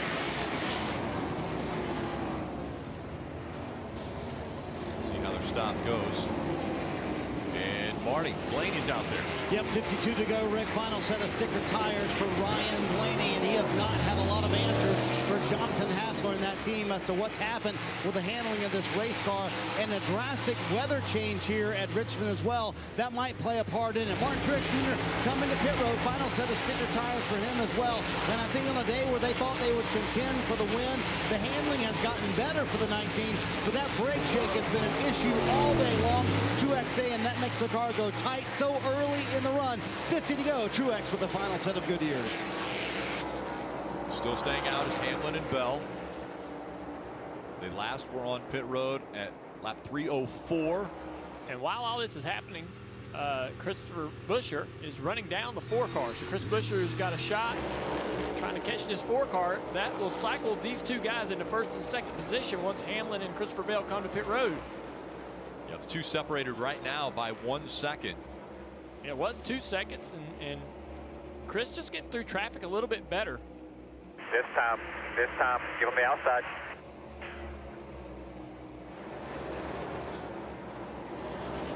We see the 41, Cole Custer's back on pit road. Now the 11 of Denny Hamlin giving up the lead, and on pit road, the 20 of Christopher Bell also has come to pit road. Parker. Right, as we see these Joe Gibbs racing cars finally hit pit road here, led by Christopher Bell and Denny Hamlin. 4 tires for Christopher Bell, and this is not his last set of stickers. He will still have another set of stickers after this, Dave. Hamlin's car was too tight on that run. We'll see where he cycles in and what he can do with 11-lap fresher tires. That was a little slow right there. That won't help. Yeah, absolutely. Great heads up by the driver and by the tire carrier to signal to Denny to not leave. And was that easily left with looked like the left front wheel nut off? Well, it looked like the Jackman dropped it on the left rear getting put on, but he wasn't looking forward. They don't. These guys, the timing is so quick on this signal lug nut, they do not look front and rear like they used to. Once the tire they're supposed to key off from, which is normally the rear, when it's on, the jack drops. Luckily, Denny probably could see that we had an issue on the front, so let's see as we come around. You're going to see the left rear happens at speed. Jackman, see, look, the Jackman doesn't even look forward. Great heads up by the tire carrier and by the driver, perhaps even the crew chief on the radio, to not leave without that tire on the car. It but looked like that timing definitely hurt. The Jackman reached back with his left hand and must have twisted that Perfect. handle. No, that's the job. Okay. He's only looking at the rear. When the rear's on, he drops the jack. We don't look back to the front if you want fast pit stops. Luckily, Denny Hamlin paying attention. But it's crazy, right, Rick? Yeah. It seems like a huge risk. But if you want to have competitive pit stops with single lug nut, you do not have time to look back, look forward, make sure everyone's done. It's a very uncomfortable timing situation. Harvick's back out in front again. He won at Michigan a week ago for his 59th win, looking for win number 60 here in Richmond.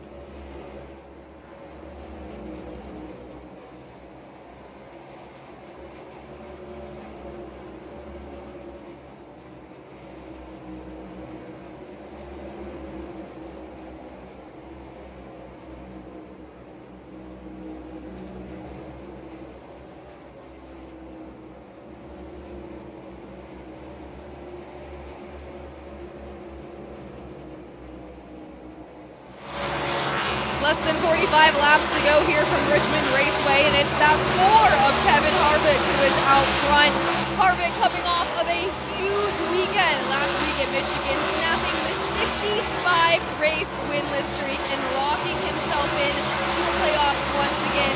Now, Kevin is really good here at Richmond. When you look at his resume, he's a 3-time winner at this racetrack. So when it comes to finding success, finding momentum, this is the time for that team to do it. Now, Harvick said after his win last week, he said, if you doubted us, you clearly don't know us. That 4 team continuing to show their strength here as stage 2 is coming to a close.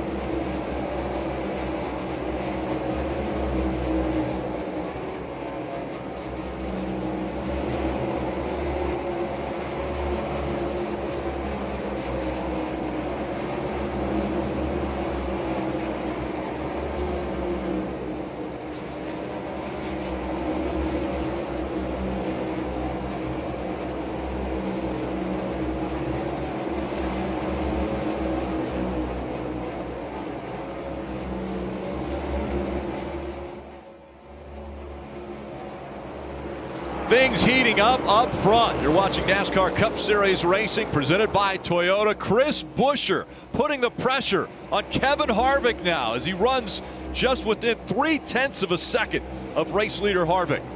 And now so much traffic that they've got to deal with. And that's been an advantage for Chris so far. And Harvick, you know, Harvick's had a little trouble getting through the traffic, but Chris was able to make that work for him, but not able to take the lead. That was so frustrating watching him getting hung up on the lap traffic there. Fresher tires for the 5 of Larson, not on the same lap right now. So Larson's trying to unlap himself. That's why you're seeing the 5 close the gap on the 17. Now, no cars between the 4 and the 17. Harvick is so disciplined. He's not going to make any mistakes. Watching him run the bottom of this racetrack to perfection, putting that left front tire right on the white line, right on the yellow line. A little bit of grip on that little yellow paint there.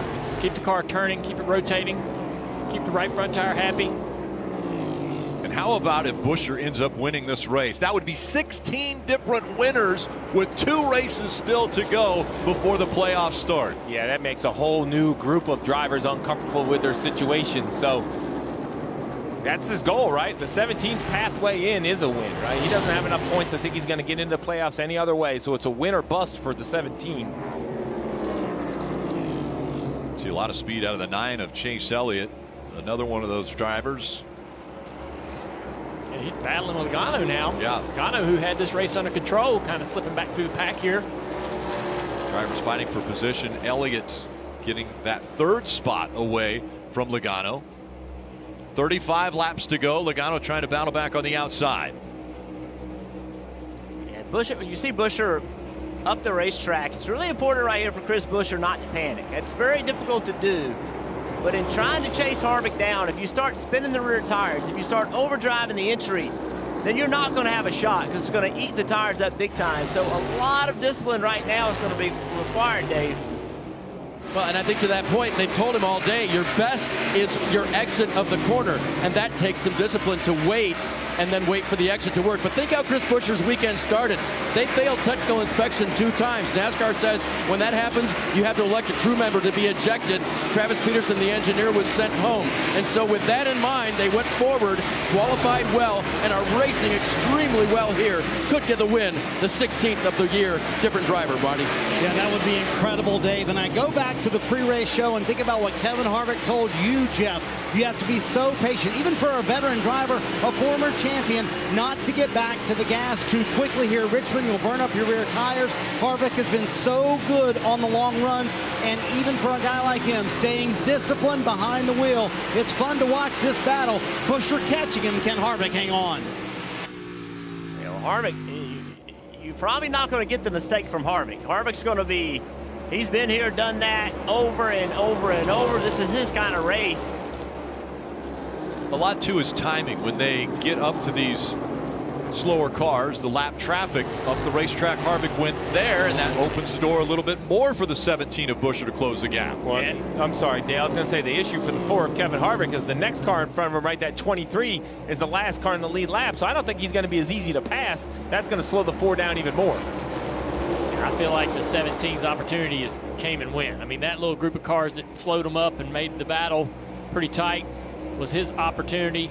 I think Kevin now will be even more so on the defense for anything like that to happen again. He will not present Christopher Buescher with that chance. It's 30 laps to go here, coming to 29. Yeah, Chris has good speed, though. He's been able to break even with Harvick. Harvick's not really driving away from him. He did for a couple laps. Then they've started breaking even. Now you wonder if Harvick's managing this race out of the mirror, you know, taking care of those tires, not running any harder than he has to run. But both of those guys look really disciplined right now. You don't see either one of them sliding. You don't see rear tires spinning. 2 completely different lines.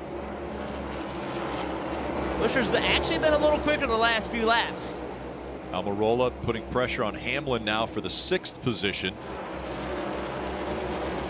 Every once in a while, Harvick will go up there and try the line that Christopher's running. A little bit up off the bottom of the racetrack. See it right there? He just goes up there. He's watching in the mirror. He's getting information from his spotter as well. And every once in a while, he goes up there and sees what's going on.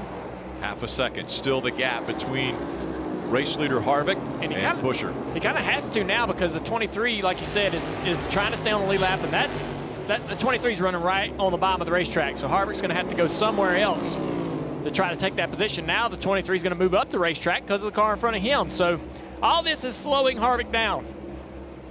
A lot of traffic right in front of race leader Kevin Harvick. 26 laps to go. Look how Harvick's able to really carry a lot of speed on corner entry. Buescher really moving up the racetrack now, trying to find any kind of advantage. He's going to get a good run down the back straightaway here from that top groove. Harvick into the side of the 23, a little contact almost. Bubba's going to race him hard here on corner exit. Harvick cleared him. That's so important to make that pass, because if you get hung up underneath him, then that allows Chris Buescher to come. That's why you saw Harvick with little patience just up the racetrack, kind of move the 23 out of the way. Buescher trying that higher line as he tries to work his way around Bubba Wallace now. I love the effort that Buescher's putting into search. You know, sometimes we see drivers get a little tunnel vision to be stuck. He is anything but stuck. Now, it hasn't seemed to provide any fruit right away, but man, he's at least up there searching. It was a week ago. Kevin Harvick showed that you don't doubt the 14. Rodney Childers, crew chief, that don't ever count us out, and he snapped a 65 race winless streak and put himself right in position to win another championship as he and daughter Piper were able to grab the checkered flag and celebrate together. Right there is important. Harvick be able to put them 2 cars in between him and Christopher Buescher. Christopher Buescher's struggling right now with these 2 cars running side by side in front of him. It's going to allow Harvick to put a little bit of distance between them. And Buescher's going to get a little pressure now from Larson too, which is going to really irritate him. Yeah, just kind of That's a great point, Rick. It limits his ability to do everything he wants to do. He almost has to drive a little bit out of both ends of the race car. And if he wants to drive in high and come off low, he can't really do those things because the 5 is going to try to fill that hole. Buescher looks to the inside now of Daniel Suarez, but still struggling to get by these lap cars. And that's putting a little distance between Harvick and Buescher. Remember, 2 more opportunities after this race. Only 21 laps to go here. But Watkins Glen and Daytona. Watkins Glen will do radio style next week. Yeah, radio style is always fun. And I like that we do it at that racetrack. It seems to really fit well at Watkins Glen. So now we've opened it up to a 1.4, 1.5 second lead to Chris Buescher. And man, how about the 17 team? It's like just almost good enough to make the playoffs. And I'd have never seen that coming out of the Rouse camp. Coming into this year, just haven't seen pace in this whole organization. But the addition to Brad Keselowski has changed things quicker than I thought they would and improved this team faster. And I know the next-gen cars leveled the playing field a little bit. I think everybody thought it would be with Brad Keselowski. Yes. And it's been Chris Buescher. Chris Buescher's been the one that's really been carrying this team. I think that's a great thing because I believe in Chris, and I think that Brad now sees the value in this driver as his teammate going forward. A lot of times, you know, like a coach coming into a new team, they try to mold it, right? Bring in their own guys to help sort of be the assistants and so forth. And you wonder what Brad might want to do with this organization in terms of drivers and all the individuals that he thinks can make it better. But I like that he's wanting to stick with Chris, and you can see that paying off right now. This great run. Yeah, Junior, the 17, a great story. Obviously, a wonderful run that we're seeing out of Chris Buescher.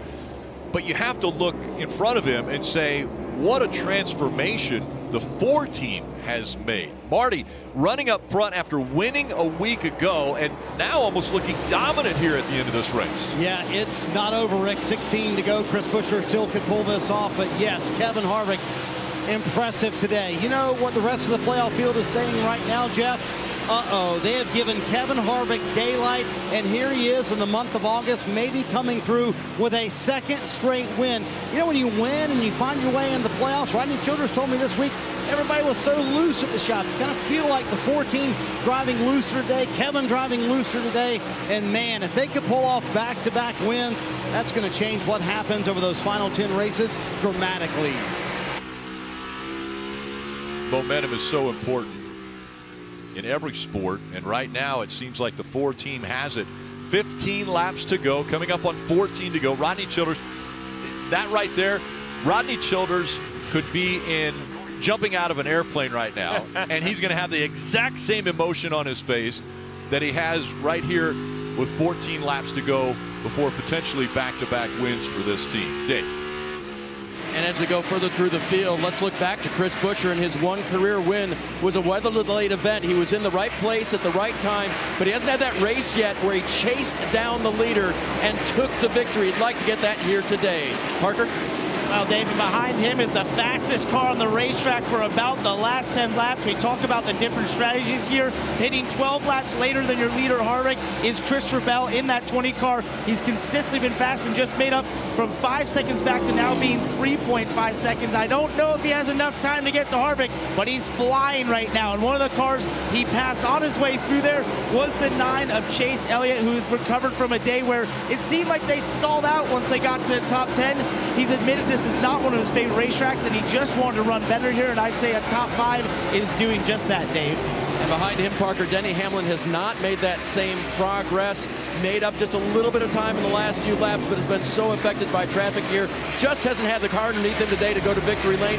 We'll see how it pans out here at the end, though, because remember, it came down to the final few laps in the spring race, Parker.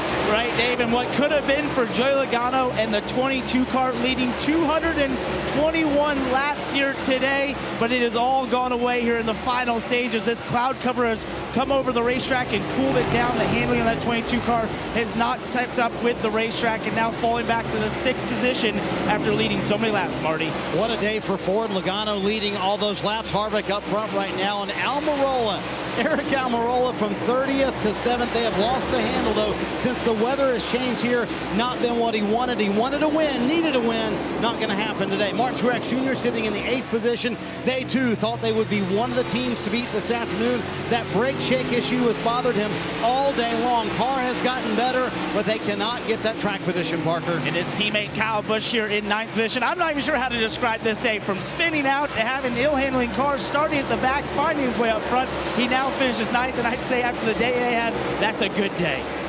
Ryan Blaney sits in the 10th position here with 9 to go, Parker. And overall, the sum of the day, he will gain points on Martin Truex Jr. Not happy with the handling of his race car, Rick, too much, especially here in the second half of the race. But in the big picture, what they needed on the 12 team. 8 laps to go. Bell has closed down to 2.2 seconds behind Harvick. He's got the fresher tires, definitely faster on the racetrack. He's continued to put down the fastest laps over the last 4 laps. We'll see if he can keep this up and if he can get to the back of the 4. He's got to have a lot of help, but he got it right there. He's able to get by 3 cars in 1 corner. He needs a little bit of help. Something's going to have to hold Harvick up. I definitely think it's realistic for him to get around the 17 of Buescher, but yeah, I don't know if he can catch Harvick. Not enough time, only 6 laps to go here, 2 seconds to catch him. Old tires, no grip. Yeah, we've seen tires at this racetrack fall off immensely in just a few laps. He'd have to have something like that. It's pretty clean traffic in front of Harvick. It's 2 seconds that he's back from Harvick. He's a half a second behind the 17 of Buescher. Buescher, who was pressuring the 4 early for the lead, has fallen back now. 1.6 seconds separate the top 2. There's a run by the 20 of Bell. He's already to the back bumper now of Buescher. We're going to try to split the middle right here. Just that little bit newer tire allows him to drive the car wherever he wants to, much more aggressive. He can make this pass really quickly. Does he have a shot? 1.7 seconds separating the top 2 now as Bell has moved to 2nd, trying to chase down Kevin Harvick. 4 laps to go here at Richmond. Just not going to have enough time to get there, but it's been an impressive drive for this 20 car to get all the way back up to 2nd place. Things were going well early in the race, and then he started losing a lot of positions. Oh, he needed to get by Cindric right there. He did not expect Cindric to get up the racetrack. 3 laps to go. The gap 1.6 seconds under 3 laps here. Harvick's got a couple guys here side by side in front of him. Yeah, he definitely doesn't want to give up a big chunk in this set of corners. Right. Keep it on him here. Where can he get There by? he knows I gotta go here. 2 laps to go. No cars in between the top 2. Here comes Bell. Half a second that lap. Christopher Bell makes up a half a second on Kevin Harvick, with Harvick dealing with traffic. Harvick not able to completely clear the 42. Hit your mark, you'll be fine. It slowed him down a little more. The 20 within striking distance. Now 1 lap to go, presented by Credit One Bank. Kevin Harvick, no traffic. Coming hard. The 20 has closed the gap. He's within 5 car lengths of Kevin Harvick as they come to the final turn.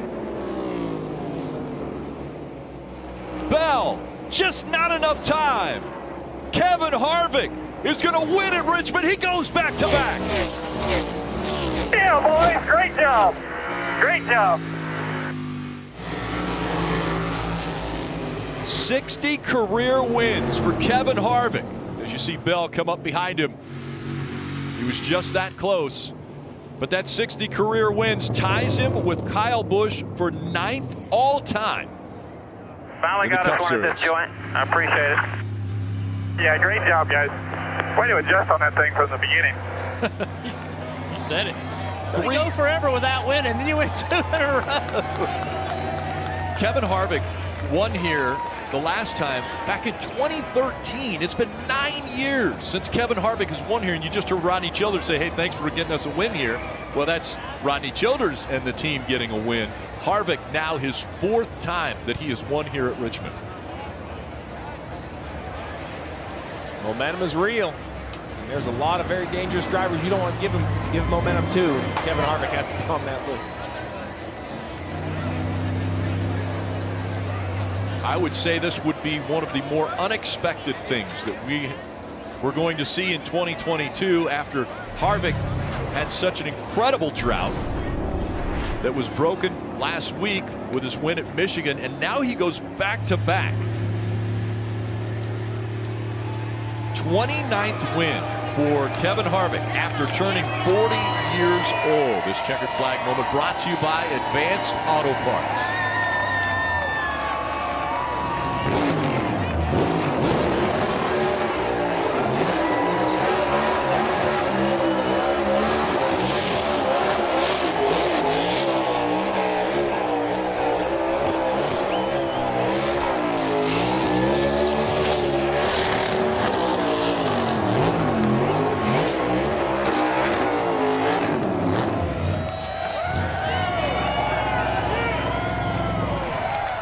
Wins, he's getting pretty darn good at those burnouts.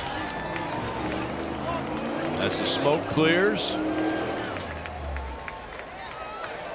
Kevin Harvick at 46 years old will climb out as a 60-time winner in the Cup Series. Marty.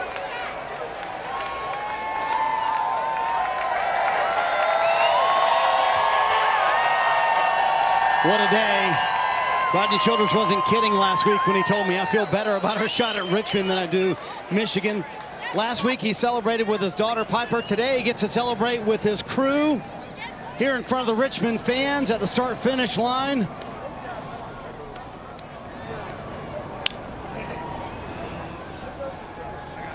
Wow, Kevin Harvick in victory lane for the 2nd week in a row. I mean, in all honesty, did you see back-to-back wins coming from this 4 team? I know you said last week if you doubt us, you don't know us, but did you see back-to-back wins in the cards before the regular season ended?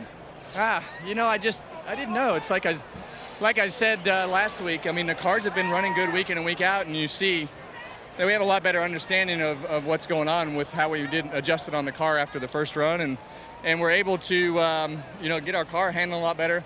And I think as it got dark, the racetrack really came to our Mobil 1 Ford Mustang. So just got to thank Mobil, Busch Light, Gear Wrench, Hunt Brothers, Ream Ford, Xfinity, Morton Buildings, Easy Go, everybody who helps at Stewart Haas Racing on this 4-car. It's maybe a good thing it wasn't 401. Did you see Christopher Bell coming, and were you getting a little bit worried there?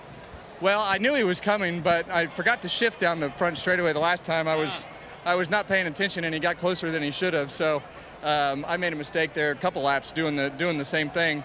I wasn't shifting on the back, and I was shifting in the front, so there was a lot going on, and made a couple mistakes, let him get too close. So Kevin, with this level of momentum for you and the 4 team, how dangerous can this team be in the playoffs? We're just going to keep doing the things that we're doing, right? You know, I think we just have to, you know, just keep an open mind about things and keep progressing and keep understanding the car, understand what we could have done better today, understand what we could have done better in qualifying yesterday, and do the same thing over and over. I want to say hi to Piper and Keelan, Delaney, and everybody at home. They're going to celebrate back-to-back wins. Rodney Childers, Kevin Harvick. They put Ford and Stewart Haas Racing in victory lane here in front of these fans at Richmond. That's right, Marty. Kevin Harvick will be heading to the Ruoff victory lane. And he'll be celebrating with the team after he grabs the checkered flag. We'll be here until the top of the hour for NASCAR America post-race show. Talk to quite a few drivers and more race analysis from here at the short track. Richmond Raceway did not disappoint. Kevin Harvick grabs his 2nd win of 2022. It goes back-to-back after winning at Michigan, and he continues the celebration.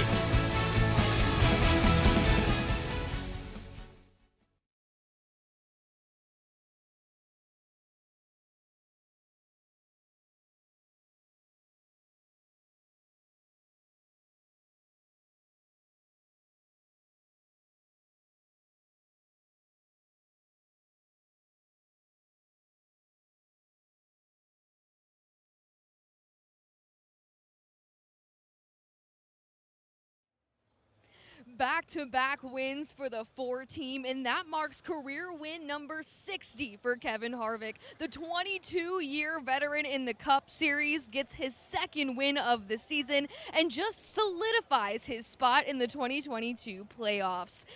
Now with that, we only have 2 races left in the regular season. The action continues this coming weekend at Watkins Glen, and then the regular season finale in 2 weeks at Daytona. 15 winners, 16 playoff spots, that final spot up for grabs, and the competition is getting intense. With that, that is everything from today's activities here at Richmond Raceway. Thanks for hanging out with me. I'm Jesse Punch. I'll see you next time, race fans.